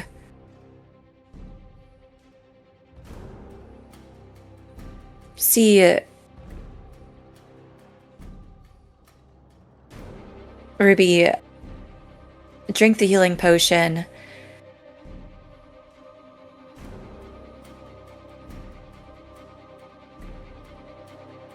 She casts Blood Rush, and the smoke that usually comes out from her has that reddish hue, and she inhales it. And I'm also going to get some more healing from that. Okay. Okay. All right, so that's going to be 2. I'm going to do... must expend 1 hit point die. Okay. Roll the hit point die twice. Okay. 8, 6, 14. Plus spellcasting ability modifier. 6. Okay. So I get another 20 back. Okay. And I'm going to stay put in the tree. Were you able to stay in the tree when you went down? She is still technically spectral. Like, she can heal in spectral form. So I guess it's whether or not she would have stayed in the tree. I think the tree is gone. I don't think a tree has tree- 144 points. I'm in the ashes of the tree. As you were in the ashes of the tree, Velphie, you were still down. Friedrich, it is your turn. I'm gonna finish running the rest of the way to Velphie. 1, 2, 3, 4. Right there. And do the same. Administer a triage berry. Okay. Velphie, you have 1 HP. And as Velphie wakes, I'm going to sort of gently rouse her, not slap her face or anything. But definitely like a hurried, bit of a frantic tone, almost to Friedrich, and just says, Velphie, wake up. We need your healing magic. She wakes up kind of groggily, and when she sees the professor kind of like looking a bit panicked, she'll try to like rush up as quickly as she can, being at 1 HP. To say, "What are you okay? Who's down?" As I look around, I think we're all up now, but we're barely standing. Okay. Yeah. I can do that. I can heal us all. I believe in you. Thanks. And with that, Professor Friedrich, that light around you fades. As you all hear this big thump, this thunderous roar as something hits the ground and the spell around Friedrich disappears. You have your hand up, Professor Friedrich? Whenever you're done. What do you got? I was going to use the rest of my movement and bonus action. I apologize. No, it's okay. I didn't know if it was like I didn't know what was going on. I was just waiting. No, your turn.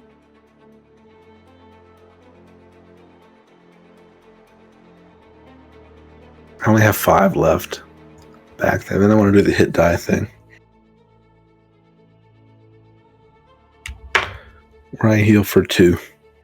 Okay. As you heal for 2 and use the rest of your movement, again, that light sphere around you disappears, and you hear a wail come from somewhere south where you originally entered.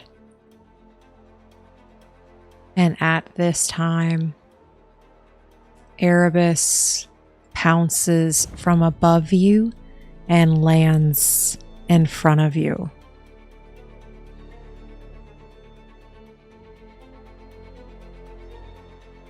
That was his turn. Cinder pops up here.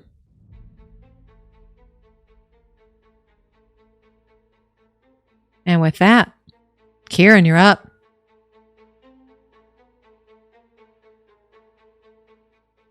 Okay, and then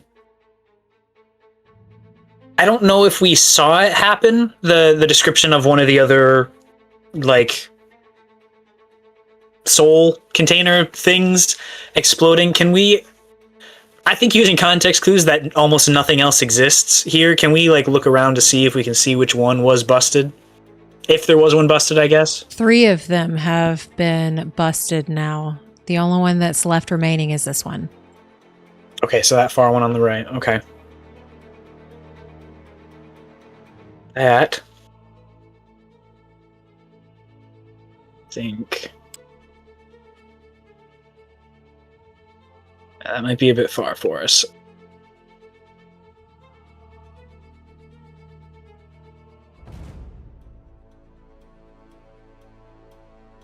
As we're getting up, we will point out the one that's still active, I suppose. And man, okay. We'll use our bonus action to use the last Phantom Strike of our sword to get over here. We're using a little bit of our movement into that as well, because I don't think we can get that full way. Oh, actually, we can. We'll still use it because we want the advantage. So Okay. And we're gonna try to attack him. Okay. That was not the right thing. Where'd my other D20 go? Oh, there it is. Man. 20... 3 to hit. 4 to hit. 24 hits. Roll your damage.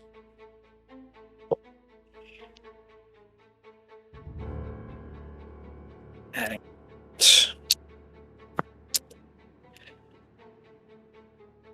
9, 15, 19, 20, 36. 50 damage on the first one. 50 on the first one. Nice. Okay. And we're going to do it technically 3 more times since we have that extra attack from the speed potion. Okay. 27 to hit on that one. That hits. Roll your damage. Is it okay if I just roll all of the hits and then the damage? I am good with that. 34 to hit. Hits. And a 33. Hits. I think that was 3 of them. Yeah, that was 3. 13, 16, 29. 29 plus 14. 33, 43. Then total between those extra 3 attacks. Okay, as you just do 93 points in a one go. That hit hard. Is there anything else we should do on your turn? No, because we use our bonus action and our action to attack, so that's all.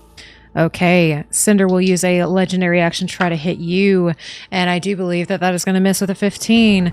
Erebus.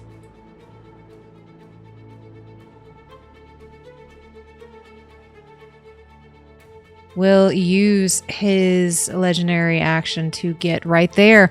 With that, Ruby, you were up.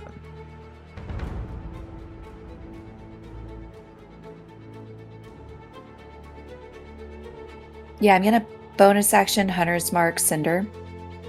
Okay. I'm going to take my 2 attacks at him. Oh, the first one's a natural 20. Okay. Okay. Oh, glad I hunter's marked. Okay. All right. So this is 8d6 and 1d8. So the base is 8 times 6 is 48, right? Plus 8, 42. No, 48. 48. Plus 8 is 56. And then I'll roll on top of that. Okay. 56. Okay.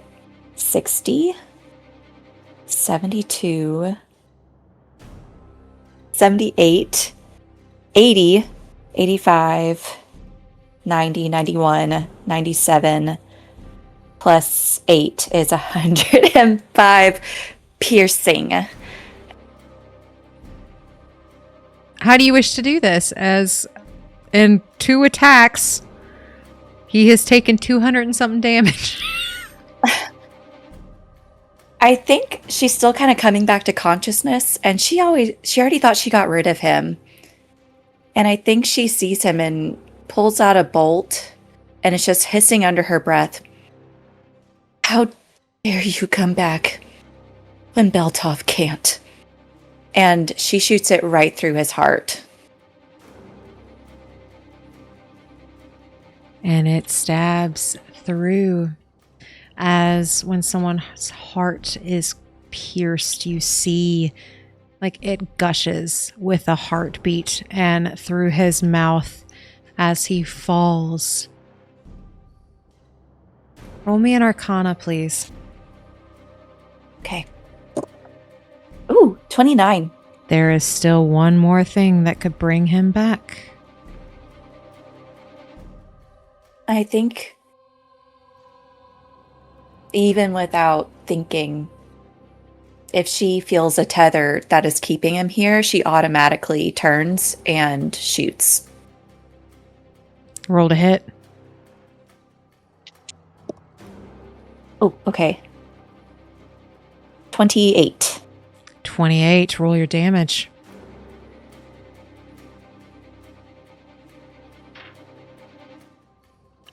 All right, that is 11 points of damage. Okay, as that arrow flies and hits that crystal, it's starting to break, but it's still up. And you can hear those screams in your head get louder and louder as this hurts. With that, is there anything else you'd like to do? Yeah, I'm going to use my movement. Actually, nah, I'll stay here. I'm good. Okay. And with Okay. that, Erebus is going to use a legendary action, is going to hit Velphie. Actually, can it hit Velphie? It can't. Friedrich. That is going to be a 34 to hit. That definitely hits, yeah. And that is going to be 13 points of bludgeoning damage as this giant tentacle comes from up and smacks down into you. And Friedrich goes down under it and doesn't come back up. And it's almost like that tentacle keeps coming up and trying to slam down. He will not protect you this time. He's gone. You're mine.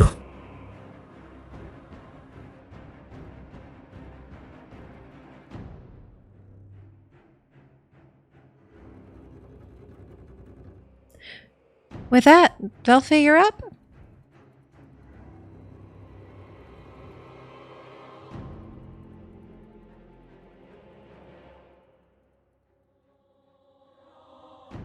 Okay, so this would hit everyone. She's going to cast Mass Cure Wounds. And let me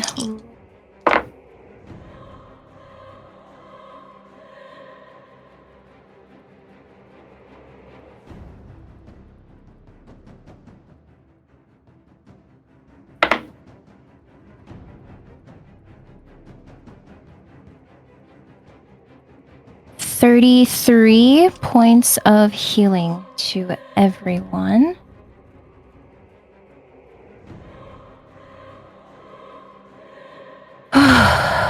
Okay.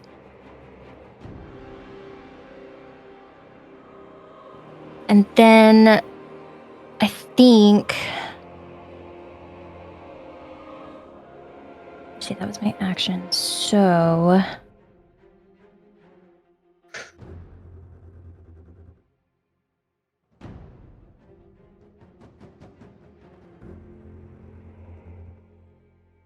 I think we'll go ahead and double up and do mass healing word, which would also reach everybody. Just to make sure that everyone's got as much health as I can give them in one round.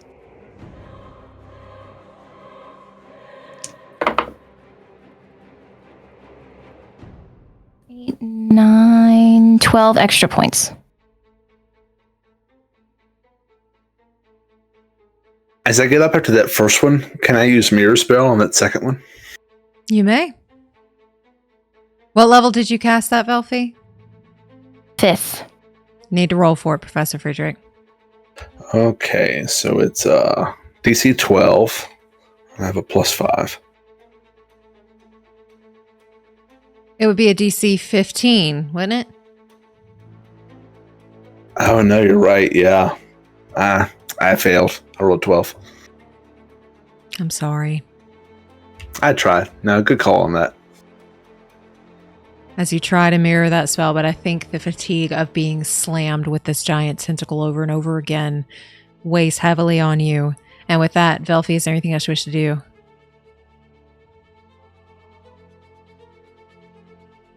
I think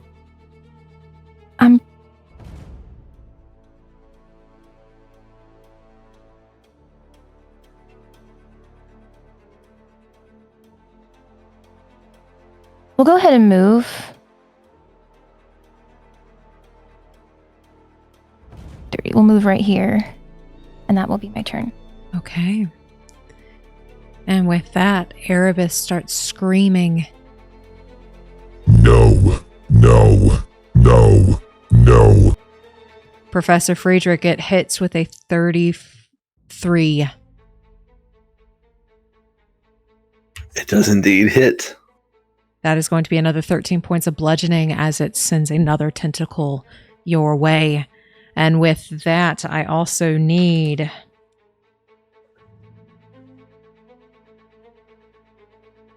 Velphie, I need you to make 2 dexterity saving throws, please. While she does that, can we use a reaction for Professor Friedrich? You may. Sweet. We want to use that, like, psychic shield that we've used in the past. It is now a D10 plus 4 to reduce. So, reduce it by 9. You take 4.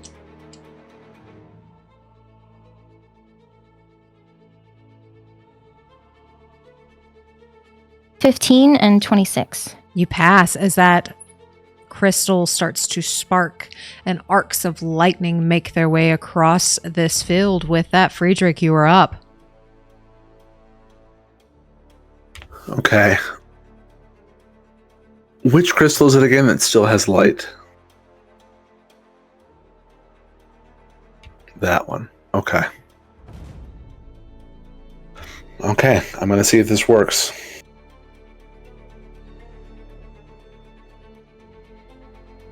From where I stand,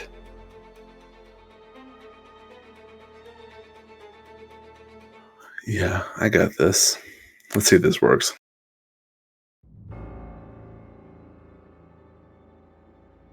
As I get up from being smashed over and over with this giant tentacle, I'm going to clutch the librum close to my chest as it starts to glow, sort of this bright, almost sunshine yellow color.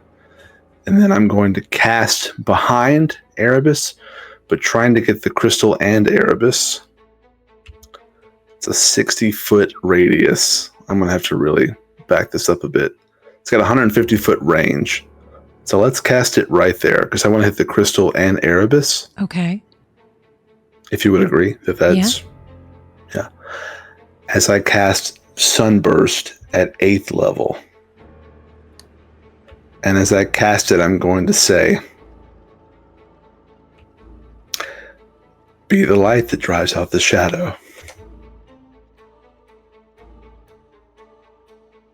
That's a 21 con save. For Constitution, that is a natural 20. That's okay.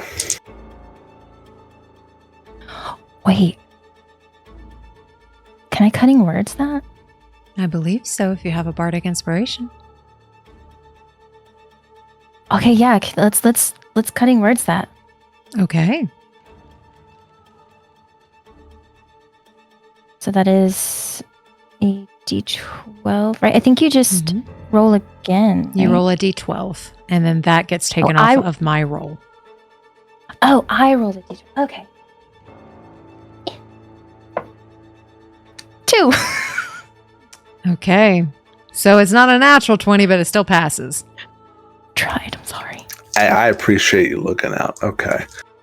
So it is going to be halved, but it is 12d6. 1, 2, 3, 4, 5, 6. I don't know how it works with the crystal or not. It might not affect its radiant damage. We'll see.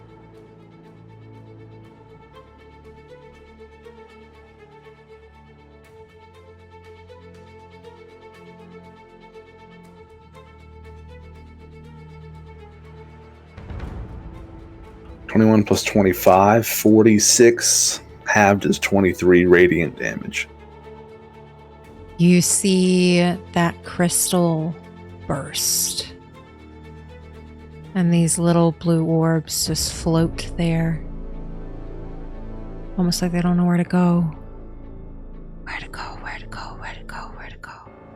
With 23 radiant damage, you see Erebus screech in this high-pitched squeal, and he screams. No, no, no, no. As that looks like it did more than you thought it would.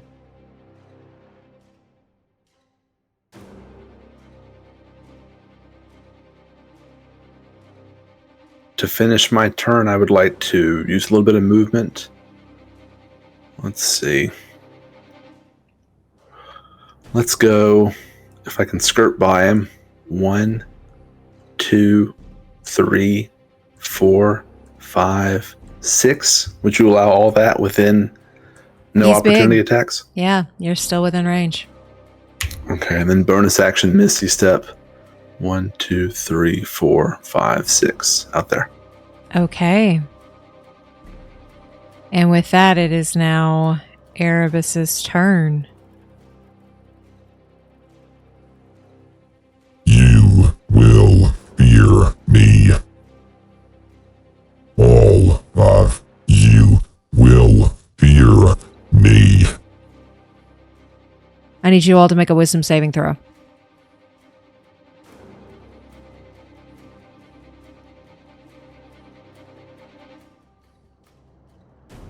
$13.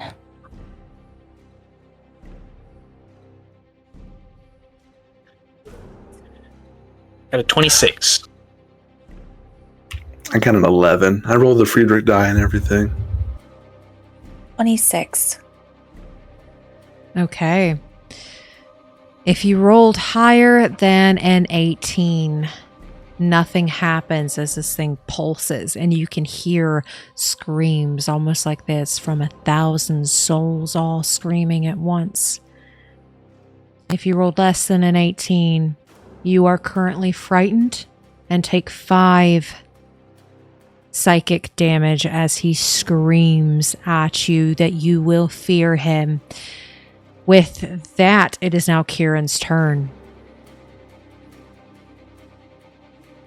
Okay. First things first, we're going to use our bonus action to second wind. If I can even find my D10. There it is. And get 18 back. Okay. Okay. And we're going to move... Let's see, how far do we want to go?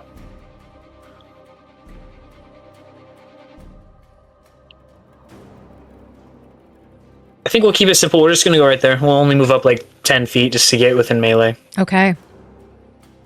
And we have no advantage, but we can attack him 4 times. So we're going to do that. Go for it. There is a... Okay, 211. So 2 25s. A... Math. 23. And that's caught. And 30 something. 3 hit. Okay.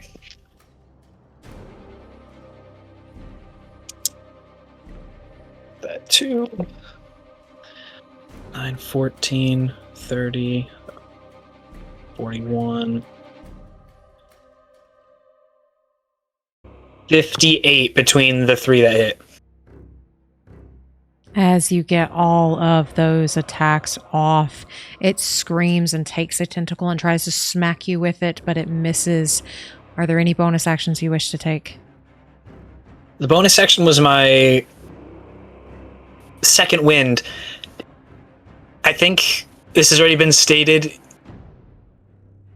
First of all, is Erebus bloodied by any chance?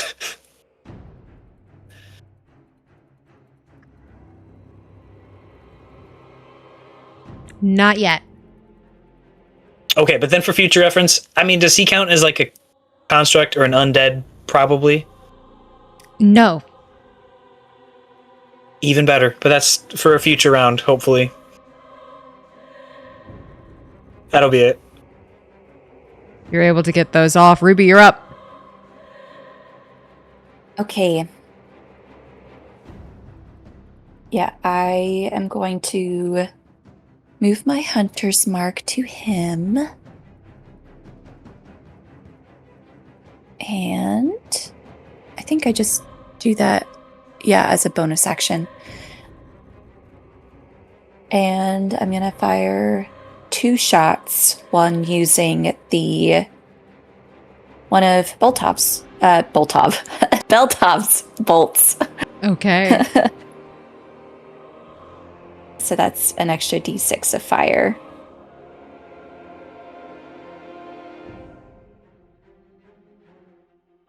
Okay.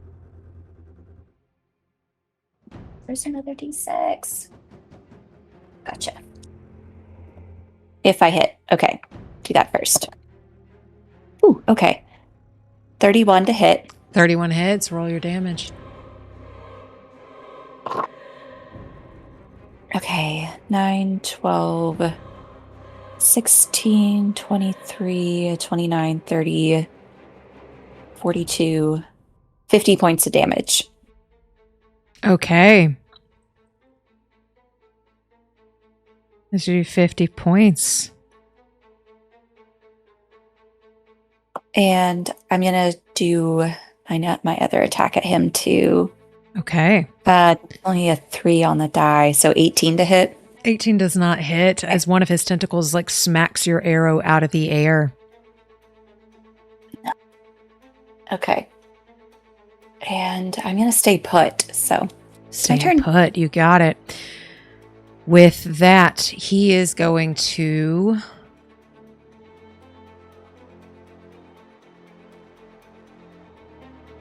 He can only hit you, Quirin. I need a Constitution saving throw.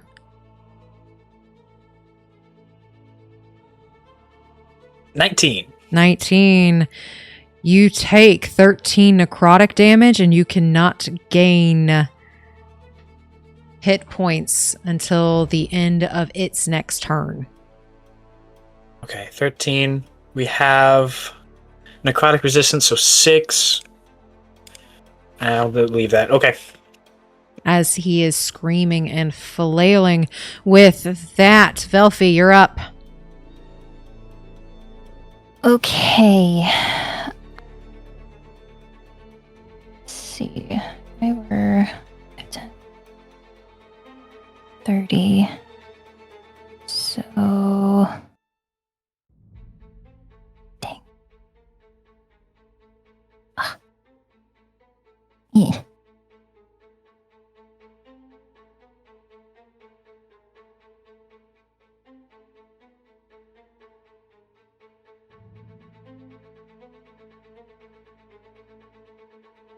I think what I'm going to do is I'm going to move up 5, 10, 15, 20, 25. I'm going to go right here. You are frightened of it. You cannot move closer to it. Okay, yes, that's right. Where was I? Was I here, I think? Or there? Here? I think somewhere. A little bit further down, I think. Right here? Yes. Okay. In that case, we're still going to move up, but we're going to do it away. 5, 10, 15, 20, 25, 30. Which is the range on this? I'm going to cast Starry Wisp, which is roll to hit on Erebus. Okay, roll at disadvantage. You do need to beat a 25. Ooh, okay. 27, actually. Okay. Oh no, wait, I'm sorry. I did it reverse. That is actually not going to hit. It's only a 15. Okay. As you cast Starry Wisp, and it does not go off, as one of its tentacles almost smother it in darkness. In that case, we're going to use our bonus action to cast. We're going to use it to cast Mass Healing Word at 4th level. So this will only hit Friedrich and I. Okay. So, where are you?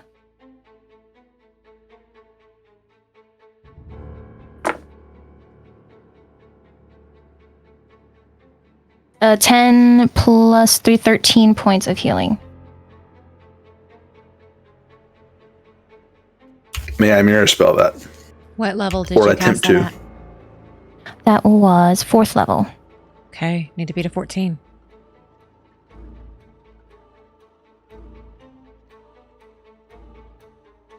Nope, rolled a 10. You were unable to mirror it. Velphie, is there anything else you wish to do on your turn? Nope, move, action, bonus action. All good. With that, Professor Friedrich, you're up. Okay. I'm going to try another spell I haven't used yet. I can't move closer to this thing because I'm very afeared of it, but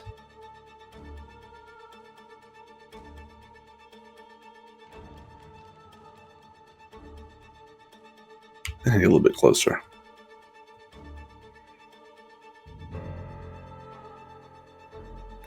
Yeah, that keeps us all out of it, right? Yes.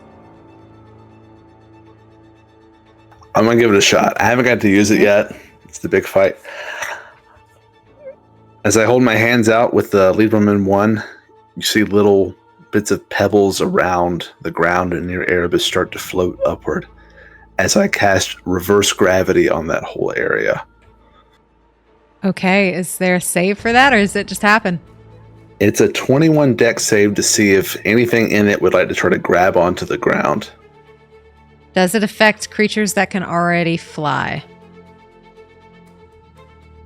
It says, I'll read it. I think it does because it's a gravity thing, but they may have a chance to, I think at the top. So it says, okay, all creatures and objects in the area that aren't anchored to the ground fall upward and reach the top of the cylinder. A creature can make a dexterity saving throw to grab a fixed object it can reach, thus avoiding the fall upward. So I guess one, is there a ceiling in here? There is not.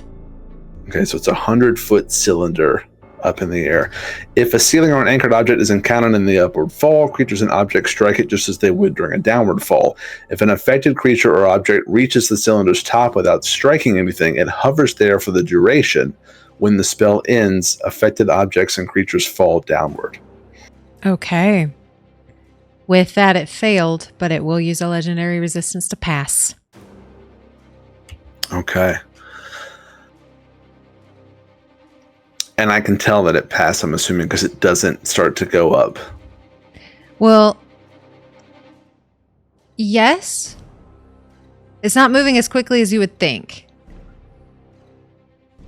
It's not moving as quickly as everything else around it, which should fall Yes. at, like, I guess, terminal velocity at that point, because it's just falling. Yes, correct. Okay. I would like to immediately drop concentration then. Okay.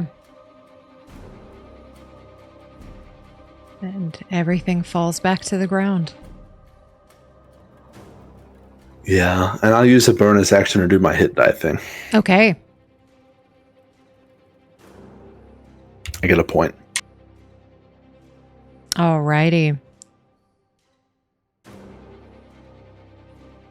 And with that, it is now its turn. Quirin, you're right next to it. It's going to take all of its attacks against you.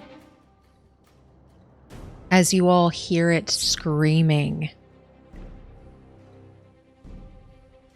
This is mine. You will not take this from me. You will not have it. Or if I can't have it, you won't leave. That first attack is going to be, I'm going to roll the first two and then the next two.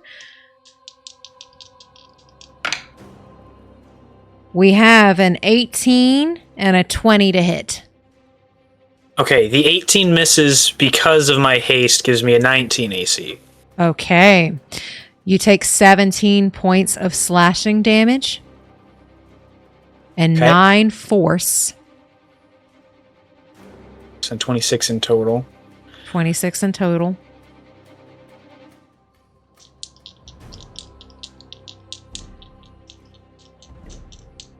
Okay, we'll hold off on that. Okay. Next one is a natural 20. So Ooh. Silvery barbs. Yes. Yeah, because you didn't cutting words this round. Why did I roll 2? Oh my goodness. Silvery barbs, that is instead going to be a 28 to hit. And then the next one is Okay. another natural 20. Well, damn. So the first one is going to be 13.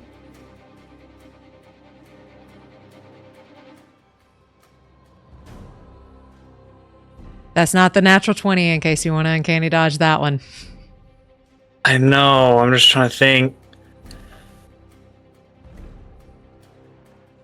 No, we'll try and uncanny dodge whatever the 20 is. Okay, so you take 13 points, and then you take 26, which if you uncanny dodge would drop it down to 13. Okay. Yeah, we will do that. And then because it did hit with both, you take an additional 9 force that cannot be reduced. Okay. As it flails, it is flinging its arms and tentacles at you, and you could tell it's going into a mad rage. With that, Quirin, you're up. Okay.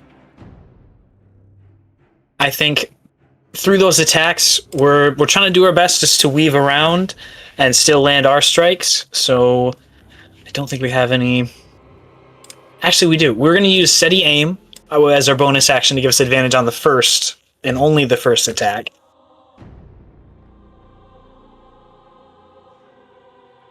$34 to hit. That hits.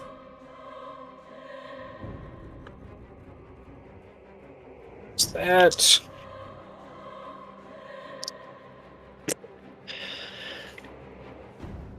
Two, 8.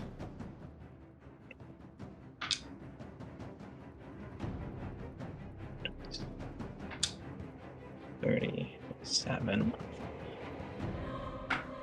51 on the first hit. 51.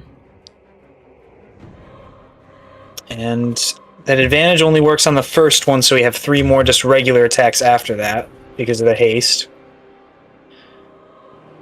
Ooh, there's an 18, there's a 20, and a 28 to hit. 28 hits. Okay. And I got a 1, so it's 11 damage. 11 damage. As you were hitting it, it's just screaming, "You will not have this. This is mine. This is mine. This is mine. How dare you take from a god?" As you hit Is there anything I'm supposed to do on your turn? No, that is all. I think we're just, even though he's screaming at us, I think we're just trying to stay focused. We're not responding to him. We're probably barely even processing what he's saying. We're just trying to stay focused and be effective in the moment. You got it. And as you do that, it will take a legendary action. It is going to pounce over here towards Ruby. And Ruby, that hits with a 20... God, what's math? 25. He has disadvantage because I'm a ghost. Because you're a ghost. Does that hit with an 18? Fuck, yes. Okay. It still has an eye on you, even though you're ghostly and shimmering in nature, and it does 13 points of bludgeoning damage. Or not bludgeoning damage, excuse me. I think it hits with something else. As it hits with slashing damage, 17 slashing and 9 force, as it uses a claw attack as it pounces. You see that almost like its hand is outreached, and it just comes down on you. And that was 17 plus 9 for 26. And with that, Ruby, you're up.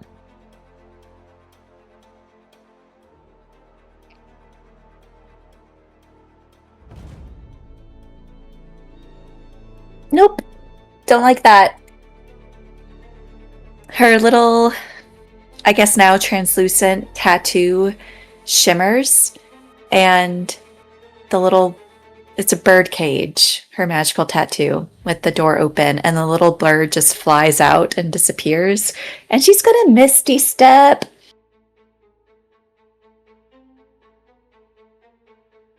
Right there. Okay. Boop. And I'll turn around and just shoot him. Alrighty, roll to hit. Okay. 29 to hit. 29 hits, roll your damage. Yeah. Oh, I need to roll concentration on Hunter's Mark. Okay, need to beat a 13. Okay, I rolled a 10, so that drops. Okay, but I'll go ahead and roll my damage just without the Hunter's Mark die. 1, 2, 3, 4, 5, 6, 7.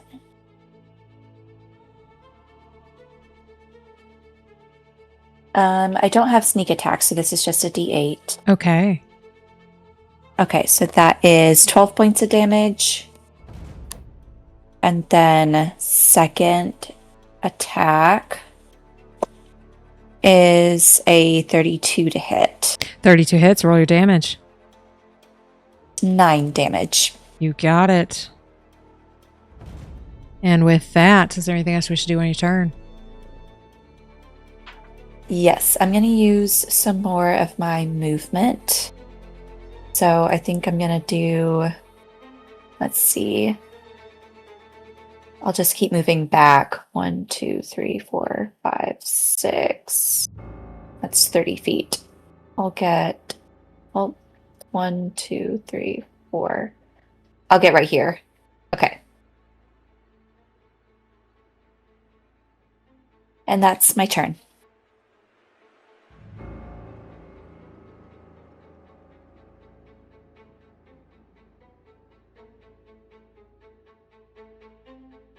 Quirin, it is going to pounce towards you.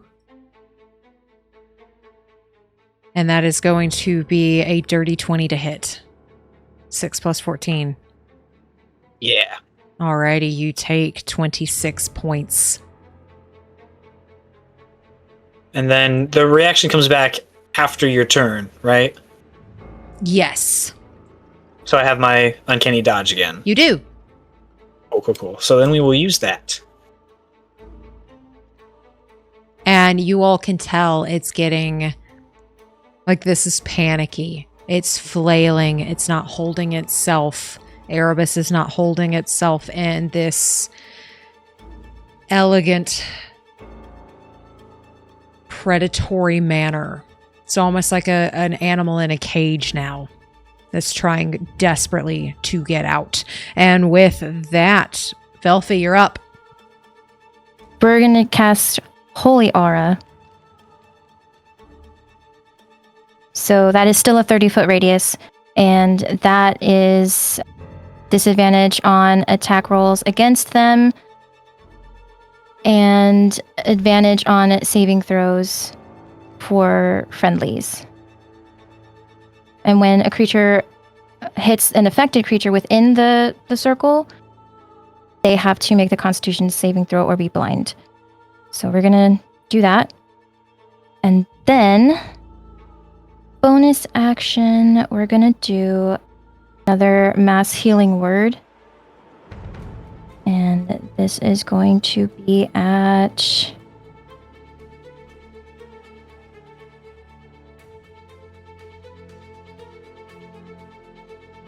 We're going to do this one. So that's going to be...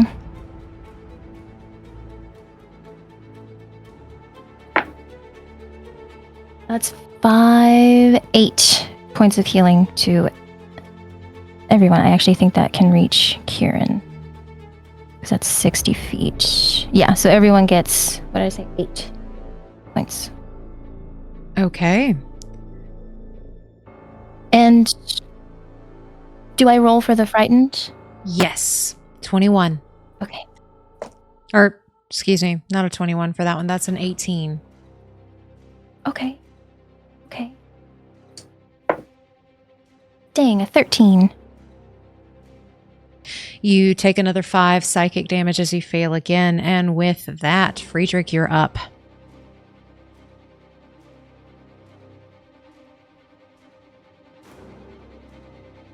Would you allow me, I guess still on Velphie's turn, to react and try to mirror that healing spell? What level did you cast it at? That was at 3rd level. Okay, yeah, you may copy it.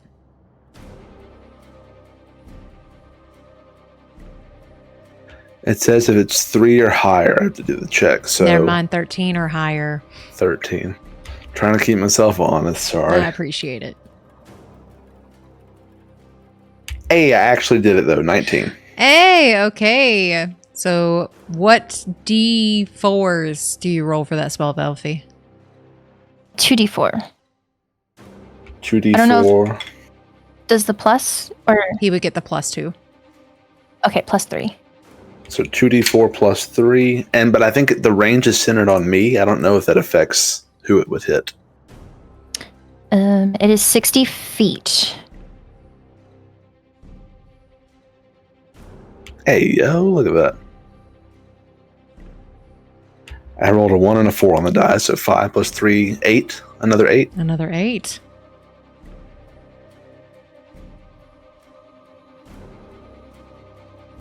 And then on my turn, I'm still afeared, I believe, which means I can't move closer.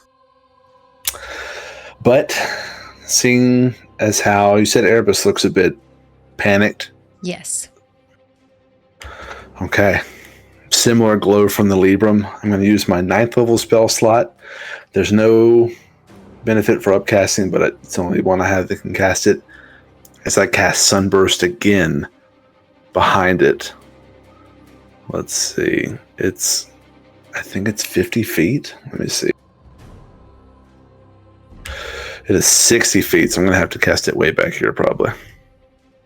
And it will use its last legendary legendary resistance to pass. Okay. So it will take half of 12d6 radiant. And as Friedrich cast that, he says, this time a bit more forcefully, almost as much of a yell as he can muster, drive out the shadow. And it goes off again.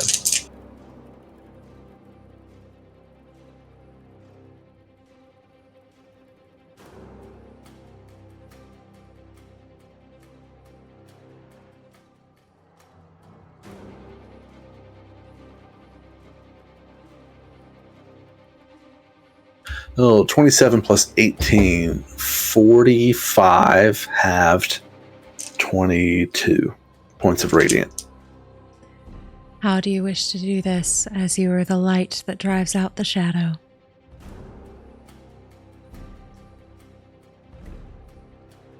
So this is like supposed to be as bright as the sun, and probably as hot to something like Erebus. So I would say it has like a double effect of like this blinding, incinerating look as this just wave of white light just sears it all over. And as it sears it, as it falls, you can see the body of this thing begin to disintegrate and to burn as he screams. You will not drive me out. This is mine. If I burn, you burn. As his body begins to writhe and burn and turn to ash in front of you. And as his body falls, blue orbs begin to spread from his body like little fireflies.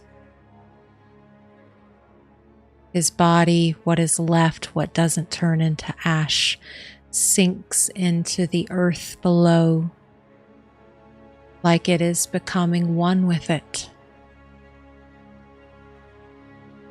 One little orb from the many that you see makes its way to Velphie and floats in front of you for just a moment.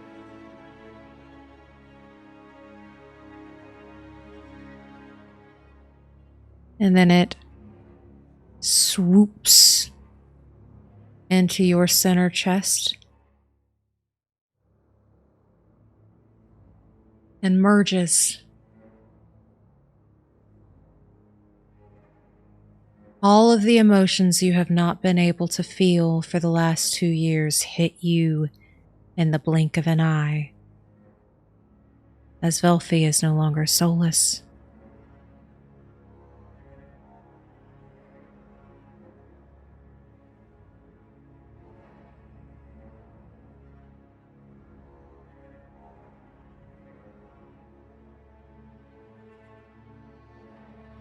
I think when that happens and that like huge wave of emotion, both negative and positive, everything that she's felt hits her all at once. I think she'd probably like fall to her knees and like she's like in a mixture of like laughing and crying and smiling and like devastated. Like she's just a mess right now, just kind of watching everything happen and crying and laughing and because she hasn't felt this in a while, so she's just trying to process it.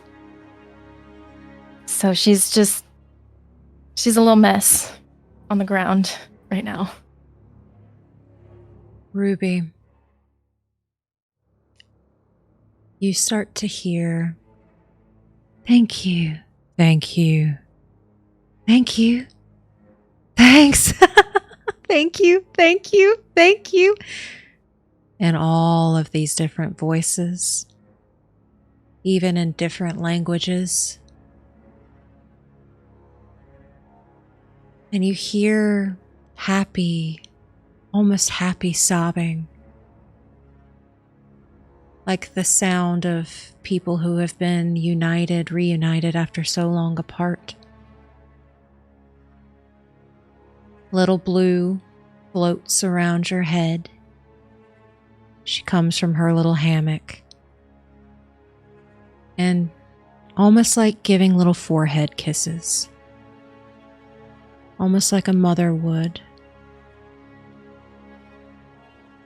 before she vanishes. And in your head, "Thank you.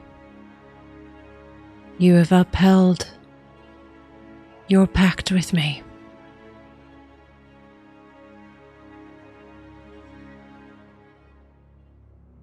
And those voices fade before you can respond to him. Almost like they are slowly deafening as you hear those thank yous, and his voice, all of them deafen into comforting silence.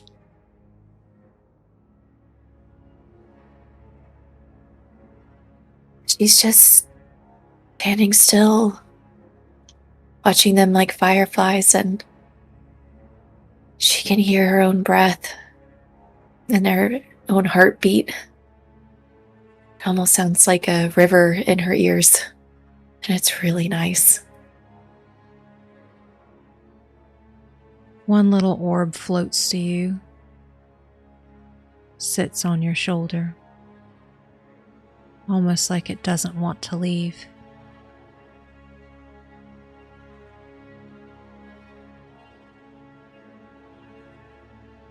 Good to move on.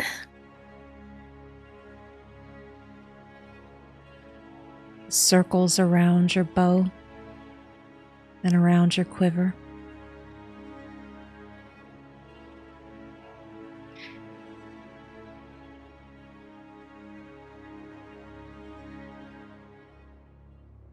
So happy to be here with friends.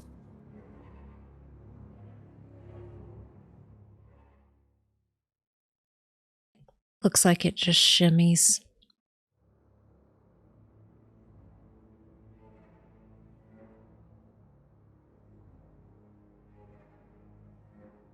I won't make you, but it's okay.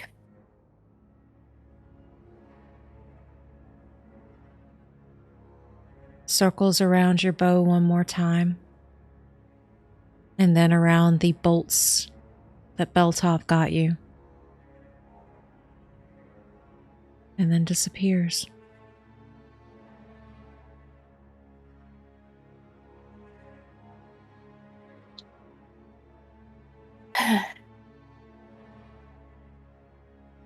Just reach back and touch that bolt. Glad she still has one left.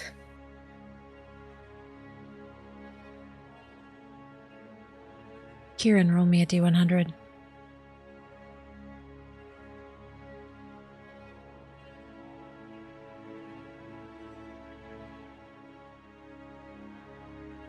$17.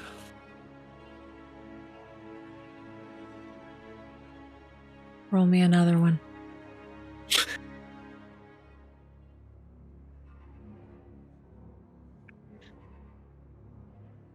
$51. Why are these not going through? I do not understand. Are you okay? Something's changed. What's wrong? Is it in a voice that we recognize? It is. It is very much Eve panicking because the first one did not go through.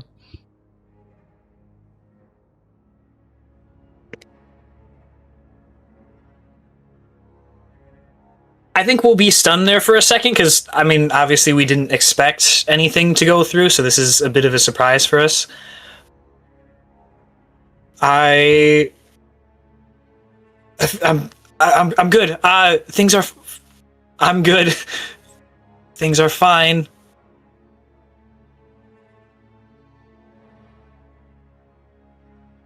was 5. I'm good. Things are fine. Yeah. Yeah, okay.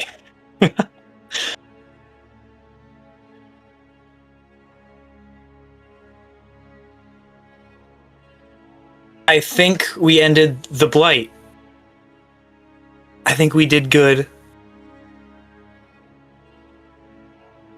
Be home as soon as I can. I have one word left, I think.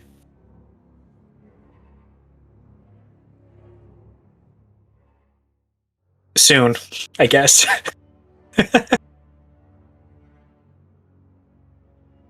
And what is Professor Friedrich doing? As you just fulfilled the mantra that you have been trying to fulfill for a very long time.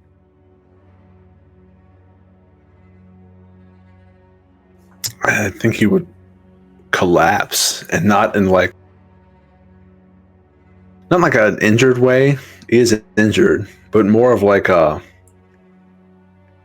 just this, almost like when you tense all your muscles for so long, like this just big relief of stress and tension as he sort of stumbles backwards and sort of takes it in and sees all these little wisps flying around.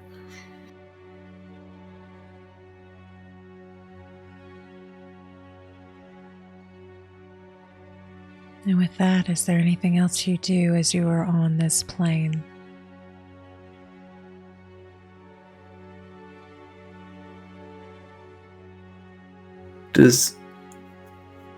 With what Erebus said, does there appear to be any immediate danger?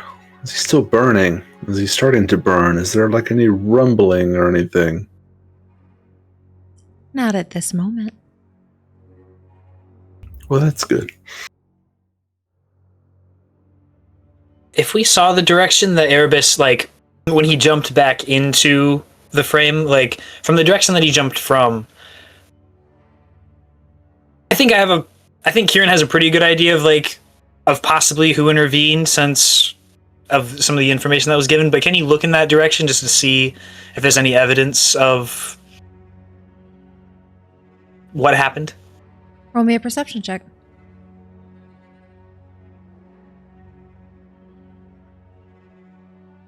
25. With a 25, you do see the crumpled remains of an older man, elven man. The orb that you all saw coming in is no longer there.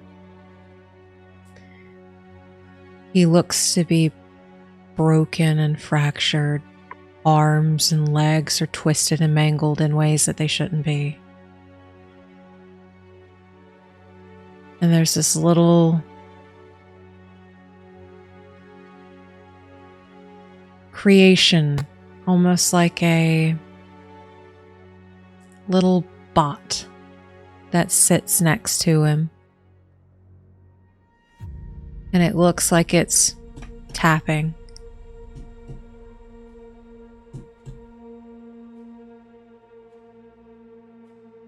Like tapping, like the body, like trying to wake him up, sort of tapping, or Yes.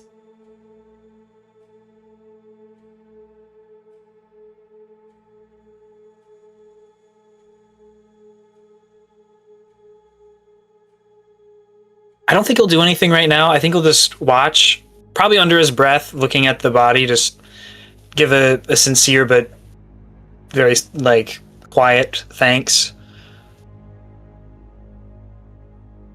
And just kind of continue to inspect this bot and everything else in the area, just for the time being. And the little bot just taps.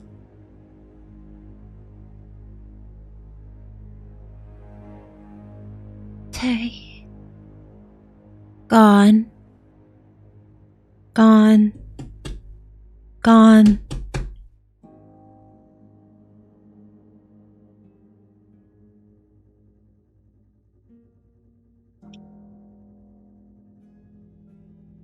We'll take a few steps closer after a little bit.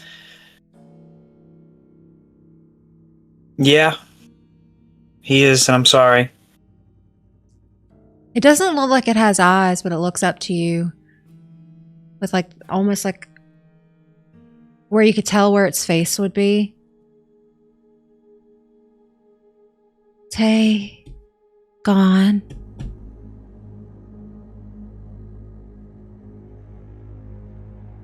Yeah. He helps, though.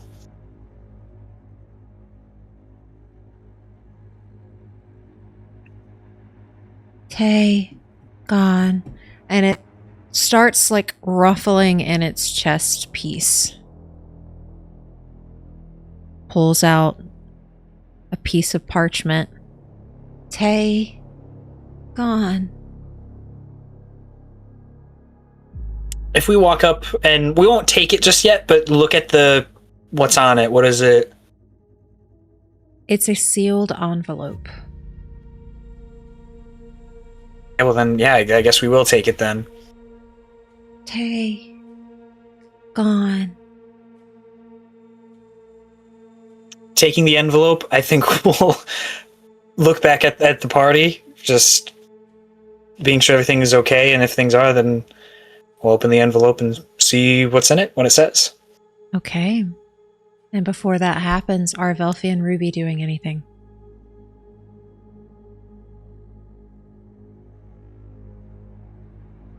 I think Ruby, after seeing this second blue light disappear,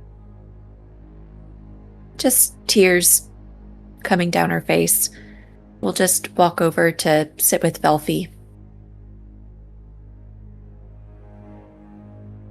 I think at this point, Velphie's kind of calmed down, like kind of finally like pulling herself together after experiencing so much, and she turns to Ruby and says, I feel everything again. And I don't know if this is a blessing or a curse, because I feel everything. Yes, it could be both. Yeah.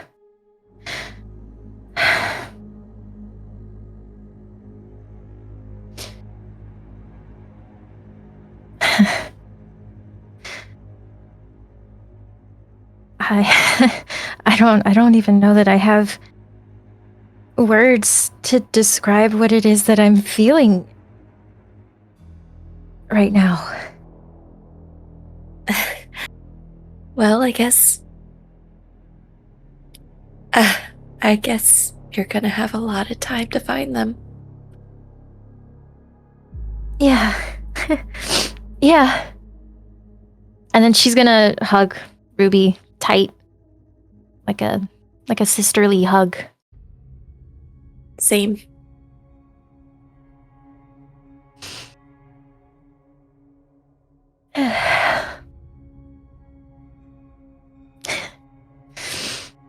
And I think she'll just kind of stay there.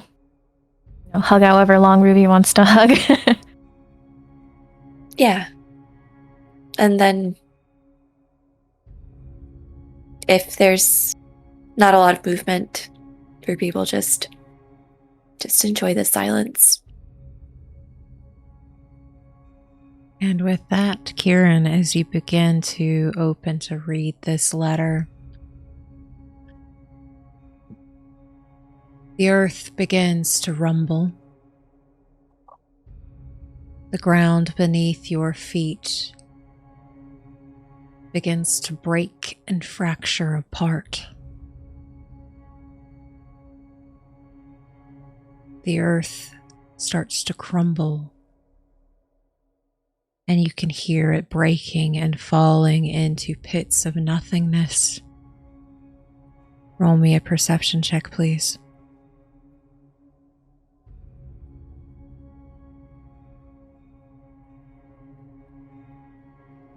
$24.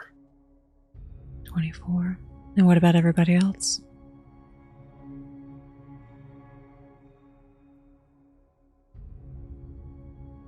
$30. 13.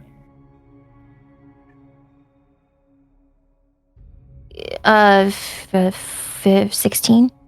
With a 13 and a 16, some of the big figures you all saw begin to seep and crumble and fall into the earth. Quirin, Ruby, this plane is starting to collapse, and if you are in it when it collapses, you all will go with it.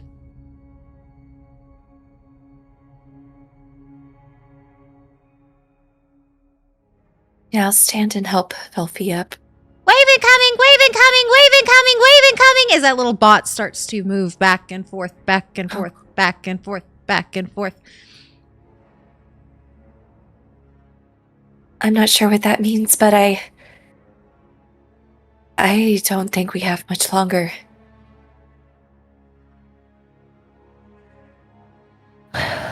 How do we get out? Came down a giant hole. I can get us out. Same way we got out of the last bind. It's the best I can do. As he's running up to where the group is. Okay. Yeah. There's nothing else left to do. We did it. Wave incoming! Wave incoming! Wave incoming! Wave incoming!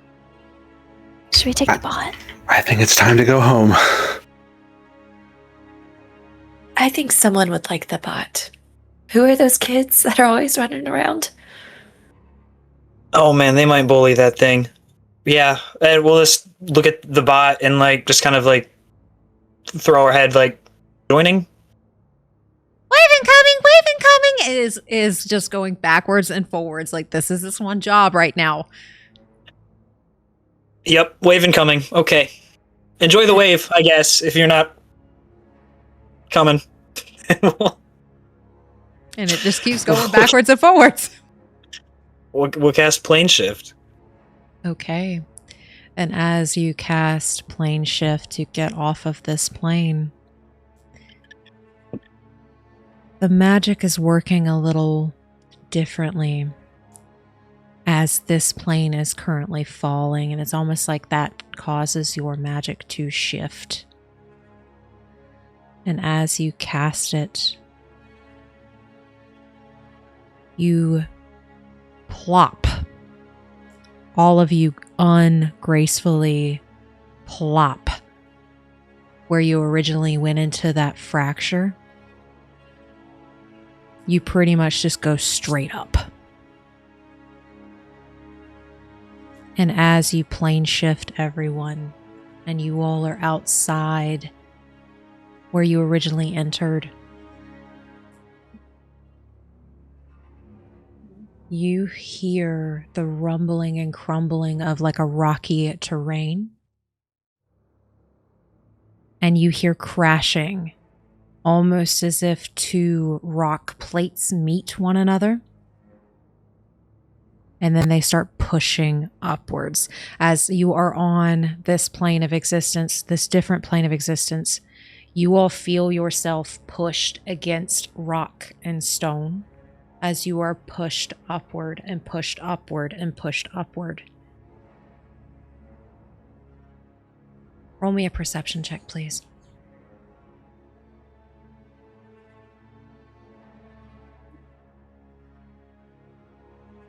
$22. 22. 16. 16. 16. 15. 15. Again, you all are pushed upward, and it feels like you're being pushed up into further and further into the atmosphere to where you can't quite catch your breath. As rock pushes and crumbles into one another. And it finally stops. The ground stops rumbling. The air feels warm, like spring.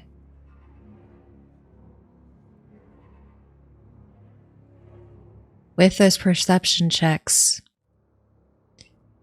you are on the summit of a brand new mountain that is formed from that fracture closing and pushing upwards. You can see the ruins of Ashen Ward are halfway down this mountain. You hear birds chirping.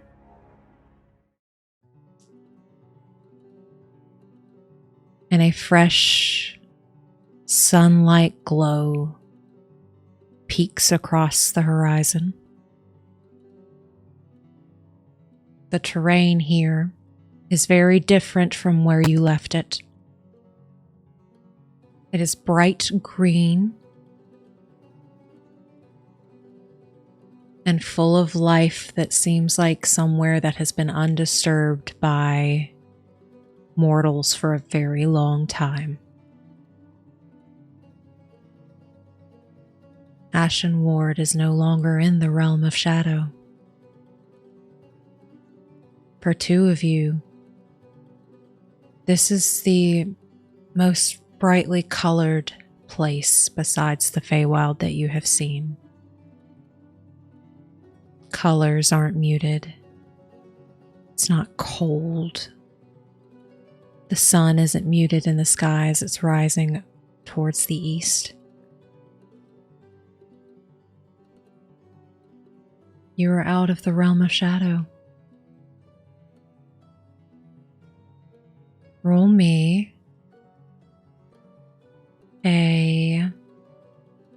we'll do history for this one.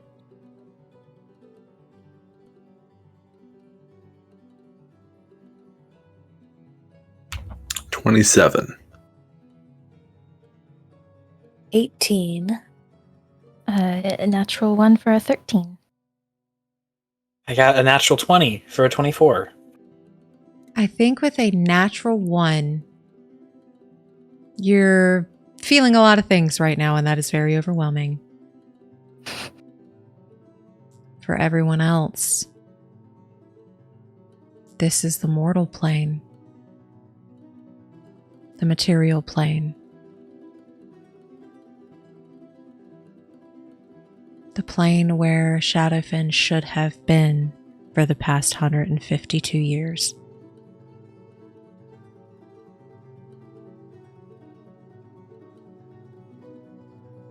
Shadow is gone.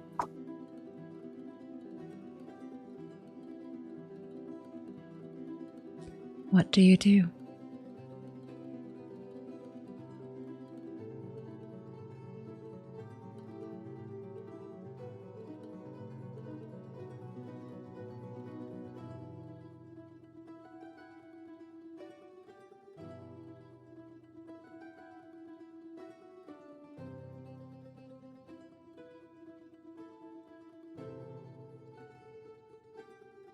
Do I see Beatrice anywhere?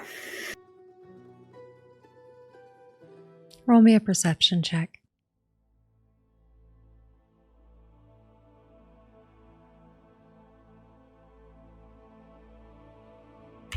$10.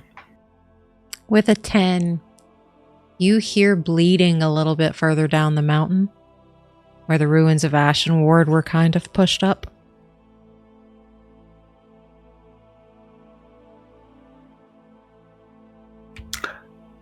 I'm just going to look back at the group and excitedly say, this is it, and start ambling my way down the mountain as quick as my old man legs can take me.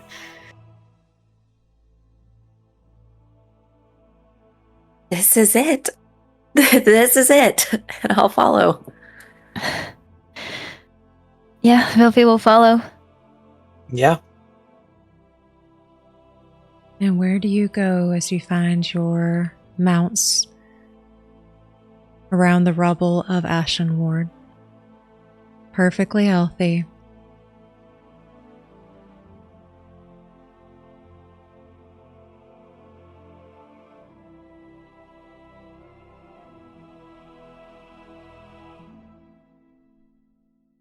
Do you stop by a Aurora first?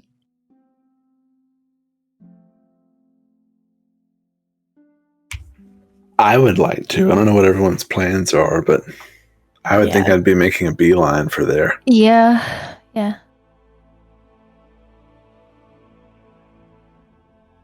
You all make your way towards Aurora. And the way back home, the route back home, is very pleasant. There are plenty of fresh provisions on your way home. Water that's clean. Wildlife looks healthy. The squirrels don't look like their faces are melting off, and they're not squeaking at you in all of these different awful squeaks. Takes you some time, about a week, but you all cross the mountain to see Aurora. Still in ruins, But small figures make their way through the small town. It's had a lot of work done since you all have left. For you, it's only been 3 weeks. For them, it looks like it has been much longer.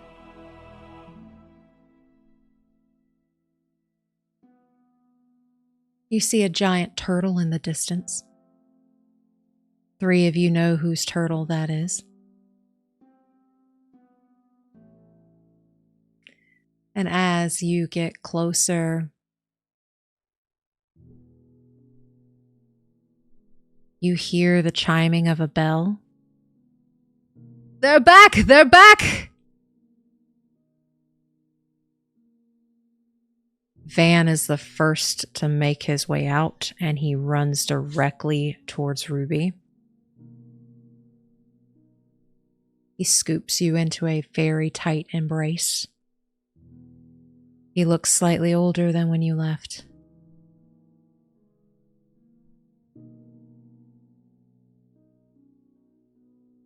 Just hug him back.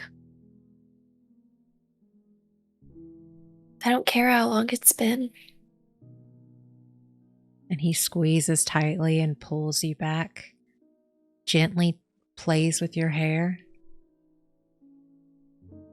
You're genuine moonlight now. I have a lot to catch you up on, but yeah.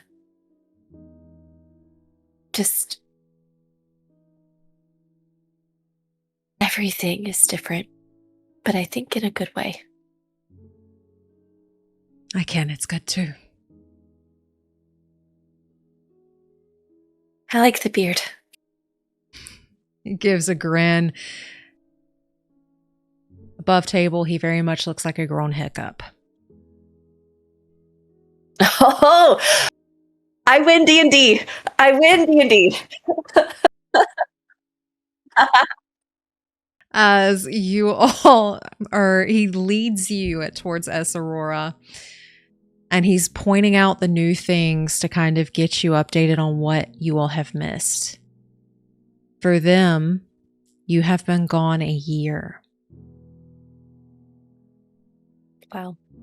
Hope stands outside of a new boarding house.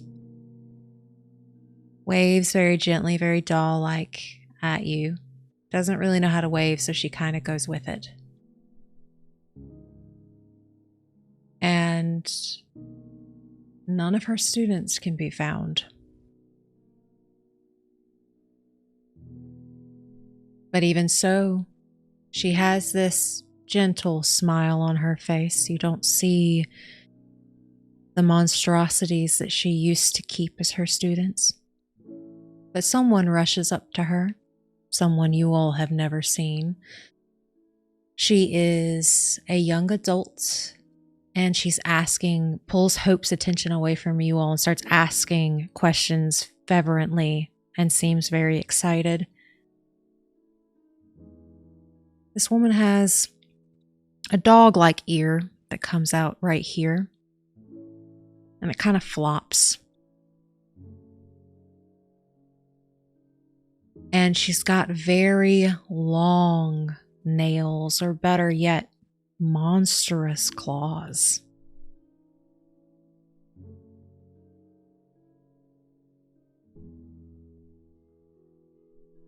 Calandra makes her way to Professor Friedrich as you all walk into this space.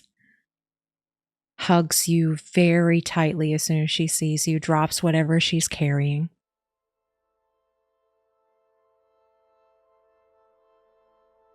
And then we'll give Velphie a tight squeeze. I know you did all you could.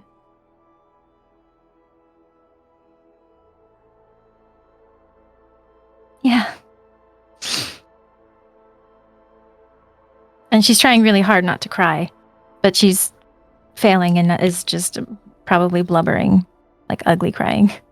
And she will console you the way a mother does, as she's looking from you to Friedrich, from you to Friedrich. kids begin to make their way towards Quirin. And they've grown up quite a lot.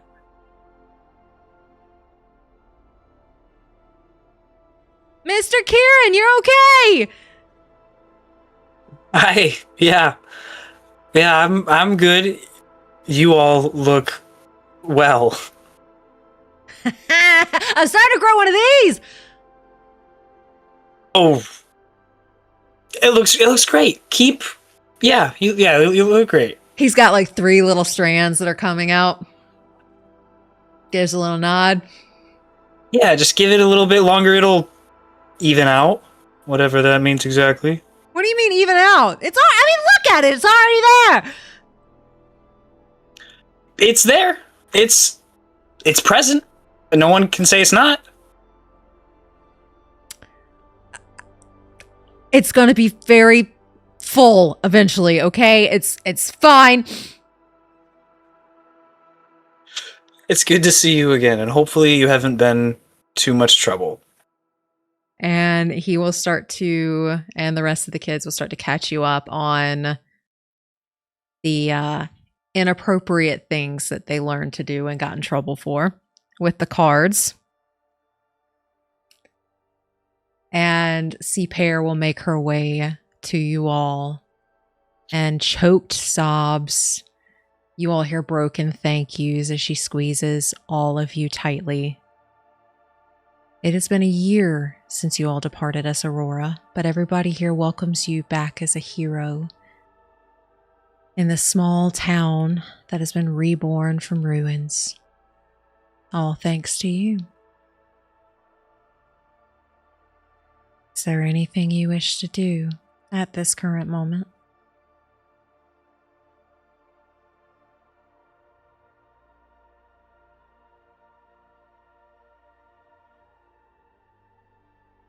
I wish to have a cup of tea with Calandra, preferably.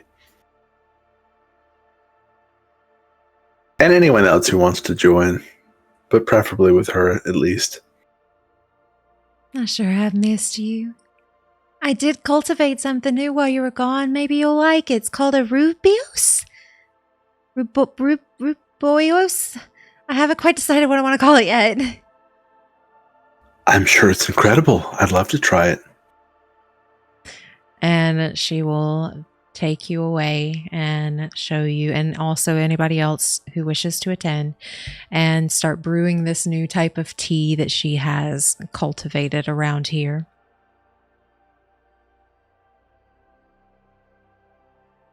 This is a wonderful Rubaloo. What did you call it? I like Rubaloo more. Rubaloo. Okay. Rubaloo.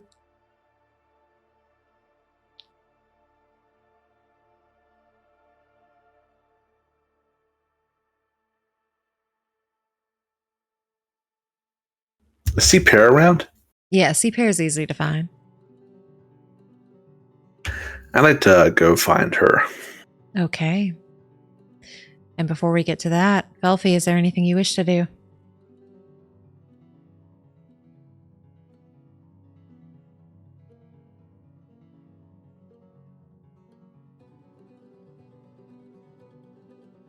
I think Velphie, she wouldn't have gone with the professor and Calandra just to give them their own time.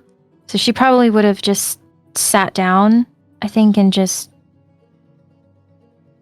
trying, like, watching everything, and she's probably, I think, just kind of in her head still trying to process the different emotions that she's feeling. So she's probably just sitting and processing. What about Ruby? I think Ruby and Van would probably like go have a cup of tea, but it would kind of be short to give Friedrich time with Calandra, and they'd probably just still just walk and talk with their cups of teas. As I think Van is probably the type to have a little bit of that, like, babbly energy, And this is the first time she's really just been able to listen without having the mental energy of tuning things out. So it's a very nice walk. And the tea is so rubly. And he does babble. But then like a puppy waiting for, you to like love on it and everything. He's like waiting for you to tell him about your adventure too. And I think she does, and lets him interject with questions and tries to explain things in a way where the pain isn't as present. Like the pain of losing Beltov or the pain of watching Velphie lose someone too, or the pain of having missed out on a year, or the worry of never coming back. It's a very easy talk to give whenever you don't give those details. And he listens intently, and I do think he does pick up on some of that. But he doesn't ask questions based on that. And with that, what about Quirin?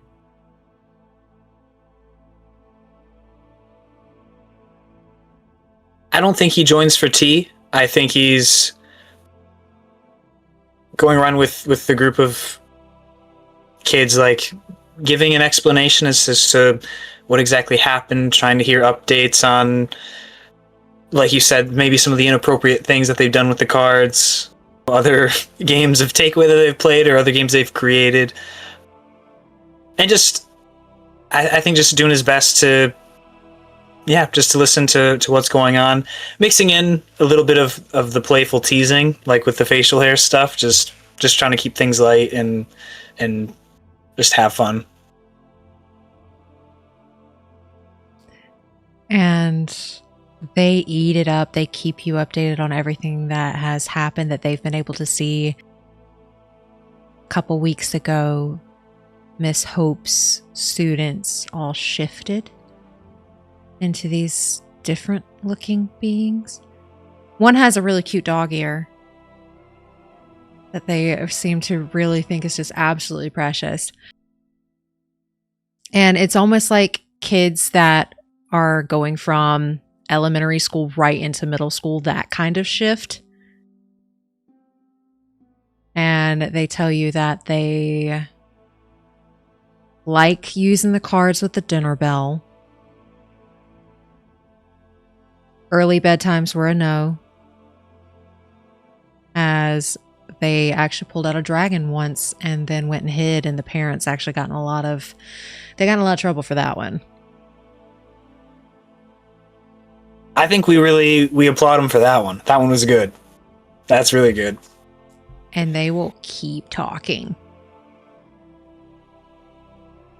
Yeah, I think from his experience growing up and knowing the experience of some of the others that he was around, he knows that there are people present in these kids' lives, but he just wants to be one of those people right now. And you get the sense that they will always look at you as that kind of person.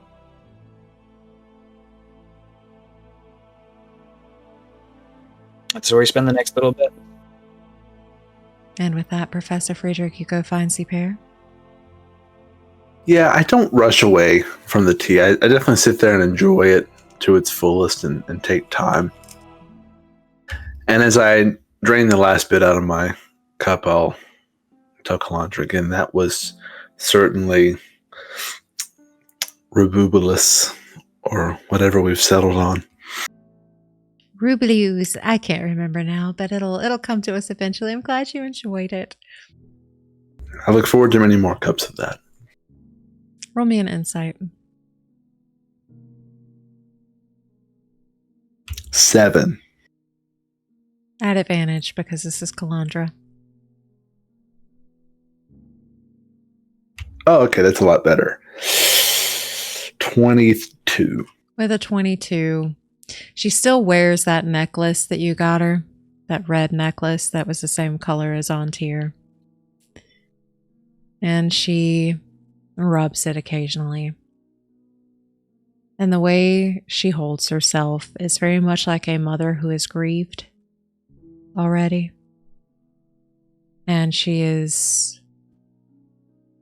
finding enjoyment in small things.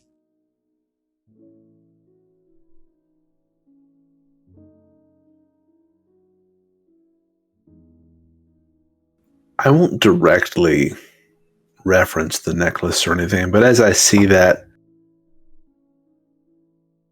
I will say, just in conversation, because it's been a week or so, but everything's sort of, it's a lot to process. For her, it's been a lot longer. Yeah. You know, I've spent most all of my life, as much as I can remember, running towards this right here. Not always in the right direction, but it's quite a burden planning a future.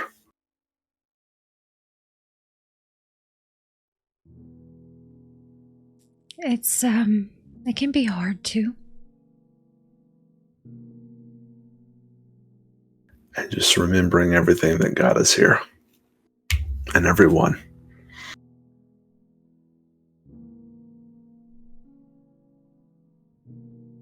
I'm just sad they won't be here to see it.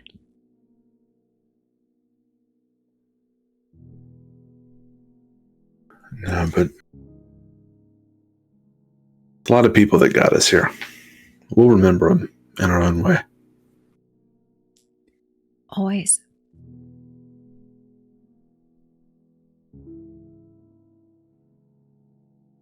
I'll reach over and I'll put my hand on top of hers, give a light little squeeze, and say, on that note, I do need to go have a word with Seapair. I'll be back shortly. I know you just got back. I can't steal all your time yet. You're not stealing it. I'm freely giving so much of it. Well, then I look forward to your giving me more time later. Yes. Back in the jiff. You make your way to Seapair. She's very easily found. Yeah, and I don't have a whole lot to say to her, but I did want to find her and say,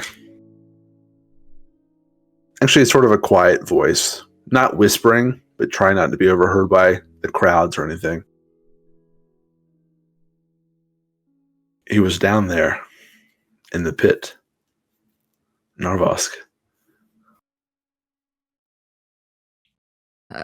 How? This whole time. I mean, similar to the story we'd heard that you shared, a moment of ambition, and it seems a lifetime of atonement to follow to the very end. Did he say anything?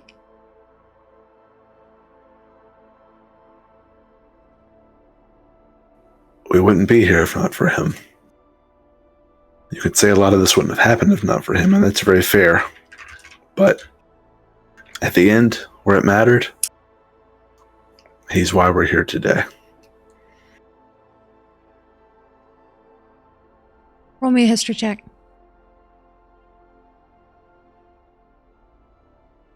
21. Quirin showed you a letter. Oh, what did the letter say? Y'all didn't get to open it. I didn't think so. We didn't look at it yet. I won't share the letter part yet. Because I don't know what's in it. But I will say to her, as I said, he opened the door to a lot of this, you know that. And he appeared to try to atone for it for the rest of his life, which was a very long, arduous life, as far as I can tell. I'm not saying he deserves any sort of honor, but we should remember his story, and people should know what happened so that it doesn't happen again.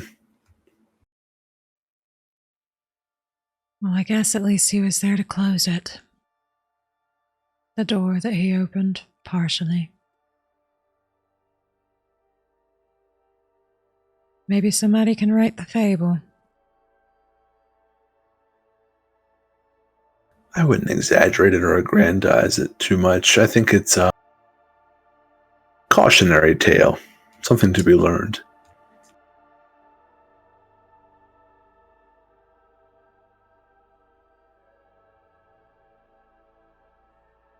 It should definitely be recorded.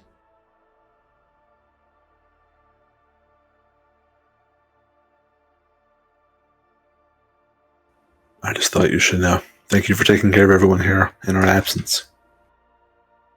Thank you for saving us. Very much a group effort. You is including all of you. What a funny language common is. Okay. And with that, time does pass. And once the sun sets, you all are called to the Kindled Soul. It is a tavern that has been created in the ruins of Esarora. And as you all arrive and find a way or a place to sit down, Pear stands at the front of this newly built tavern. Carlel is behind the bar pouring ales for everyone. Pear will hold out a mug. A new dawn is upon us. There is still a lot to come for us going forward, but there is still a lot for us to do. But our future is finally bright and hopeful. Something we haven't been able to see in a very long time. I say we celebrate tonight. If you want to get drunk, get drunk. If you want to eat till your fill, eat as much as you wish. Our curse is finally broken. Thanks to these four. And she will point to wherever you stand. To our curse breakers. And that whole crowd in this tavern cheers for you, claps you on the back, gives you tight squeezes. How do you wish to spend your evening?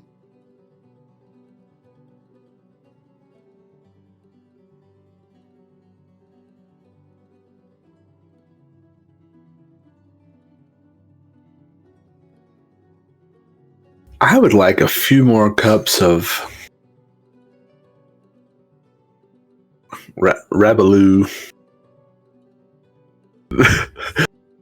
and just hanging out with everyone in the party and with Cassandra and with Axe and Z and with anyone else who wants to join in on the festivities.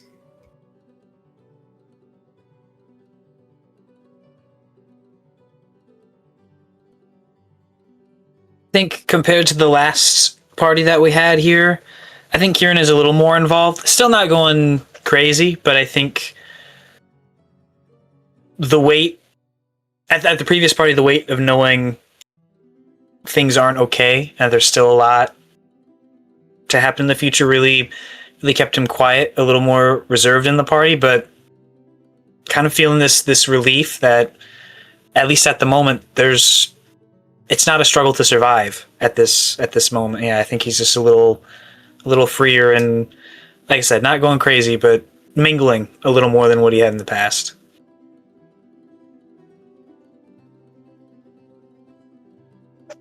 I think Ruby makes sure to spend time with everyone, and if there's music, she dances with Van a lot. and she'll make a big bonfire. And if there's cookies or if there's tea cakes or anything like that, she'll share how to create a tree sap morsel, where it's like you take the tree sap and you kind of roast it over the cookie on the fire and eat it.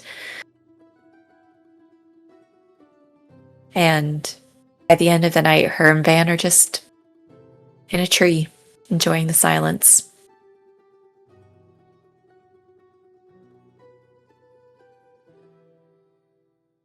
Velphie, she's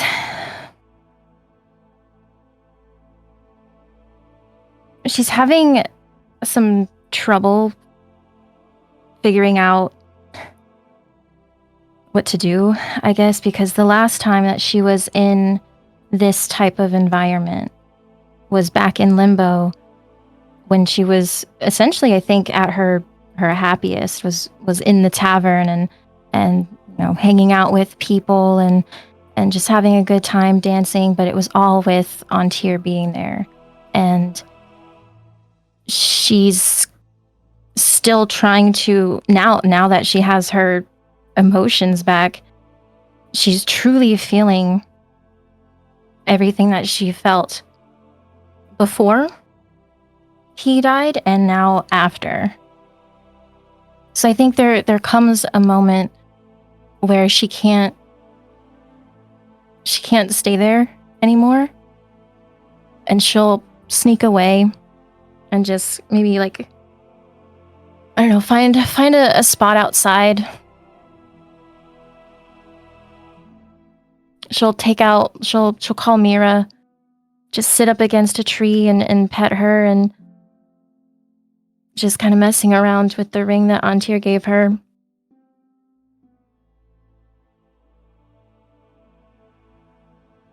I think she just kind of tries to grieve, I guess, or I don't know, figure out what to do, how to feel now that everything is, you know, fixed, I guess. So she'll just spend some time outside alone. And before the evening fades, while you all are still within a close vicinity before you all leave, Pear will make her way to the four of you, sit down with her ale, look at each of you. So what's next for you? You're welcome to stay here as long as you wish, but I can imagine you all don't plan to stay here long.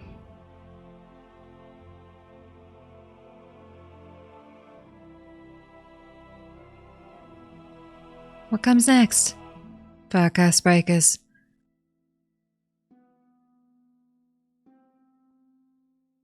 I don't know what state it's in, but Sidonia has always been home. I'd at least like to see how it is. Maybe we can rebuild it.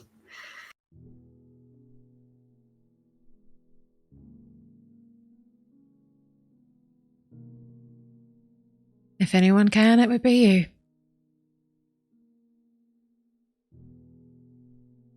Well, I'm not much for carpentry or masonry or anything that really involves my hands beyond writing, but what a time to learn a new skill set.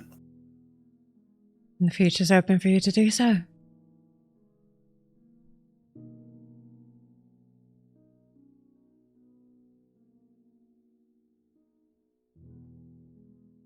Here's wonderful, but it's not home, so I think home is next for me.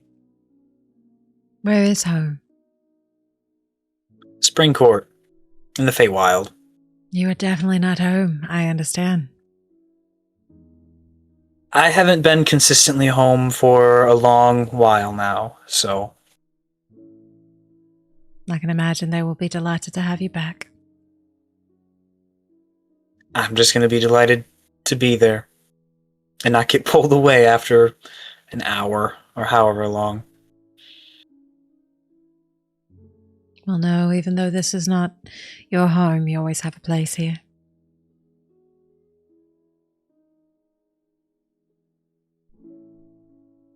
And I extend the same to you. I know I won't exactly be close, but if something ever happens, if you can find a way to reach out, please do. I will hold you to that in case I wish to go somewhere that apparently is really nice and smells wonderful. It fits that description, absolutely. And please do hold me to that. I'll probably forget, so. I will hold you to it.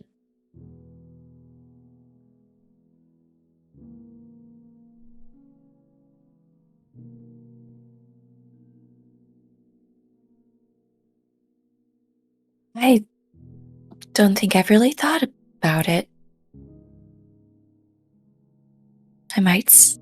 We might stay here for a while. But there's a lot to see. And I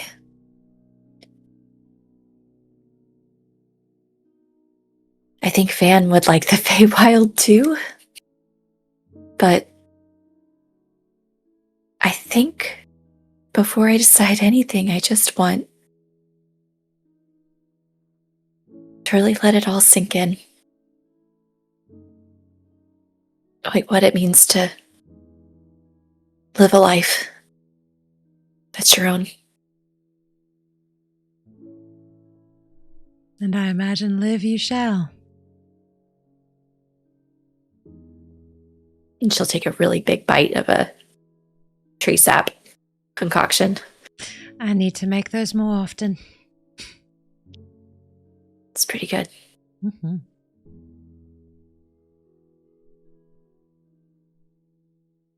Well, I probably will stay here for a while. I didn't really know what I was going to do. But I think staying here for now is next for me. Well, you're welcome to stay as long as you wish. This is your home for however long you want it. Thank you.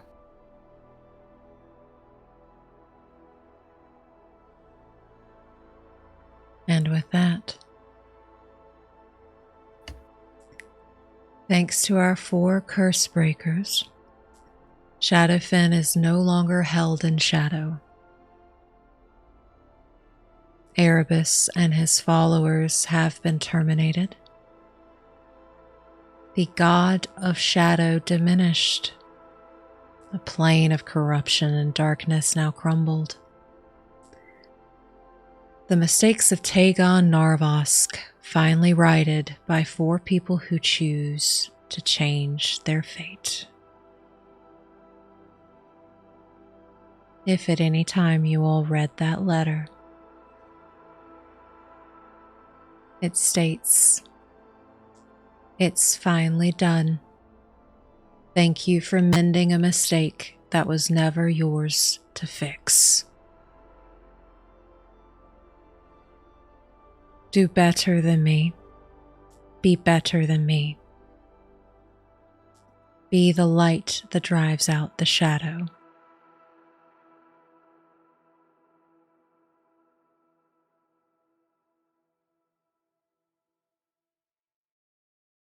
And with that, our story has reached its conclusion. The wall around Shadowfen, thanks to the 4 of you, finally crumbles. People from all over Terravota join in the reconstruction of a country once lost. Some people flock to the last city to gather a story, while others try to find long-lost family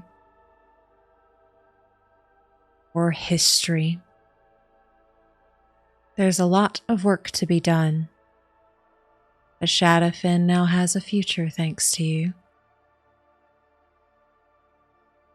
Thank you for being the light that drives out the darkness, adventurers. We'll be back one day.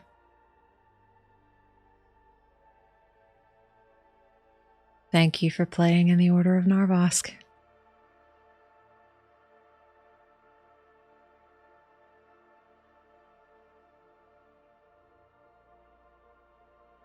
Thank you so much for watching The Order of Narvosc. And while our story has reached its end, we still have one more tale to tell. We'll find out what our Cursebreakers do after the conclusion of our story. Where did they go next? So if you're excited for the epilogue, please make sure to like, subscribe, and ring that bell that we get notified when the epilogue comes out. Please make sure to check out our player social media accounts as well. You can find those links in the description below. Be the light that drives out the shadow, adventurers. We'll see you soon.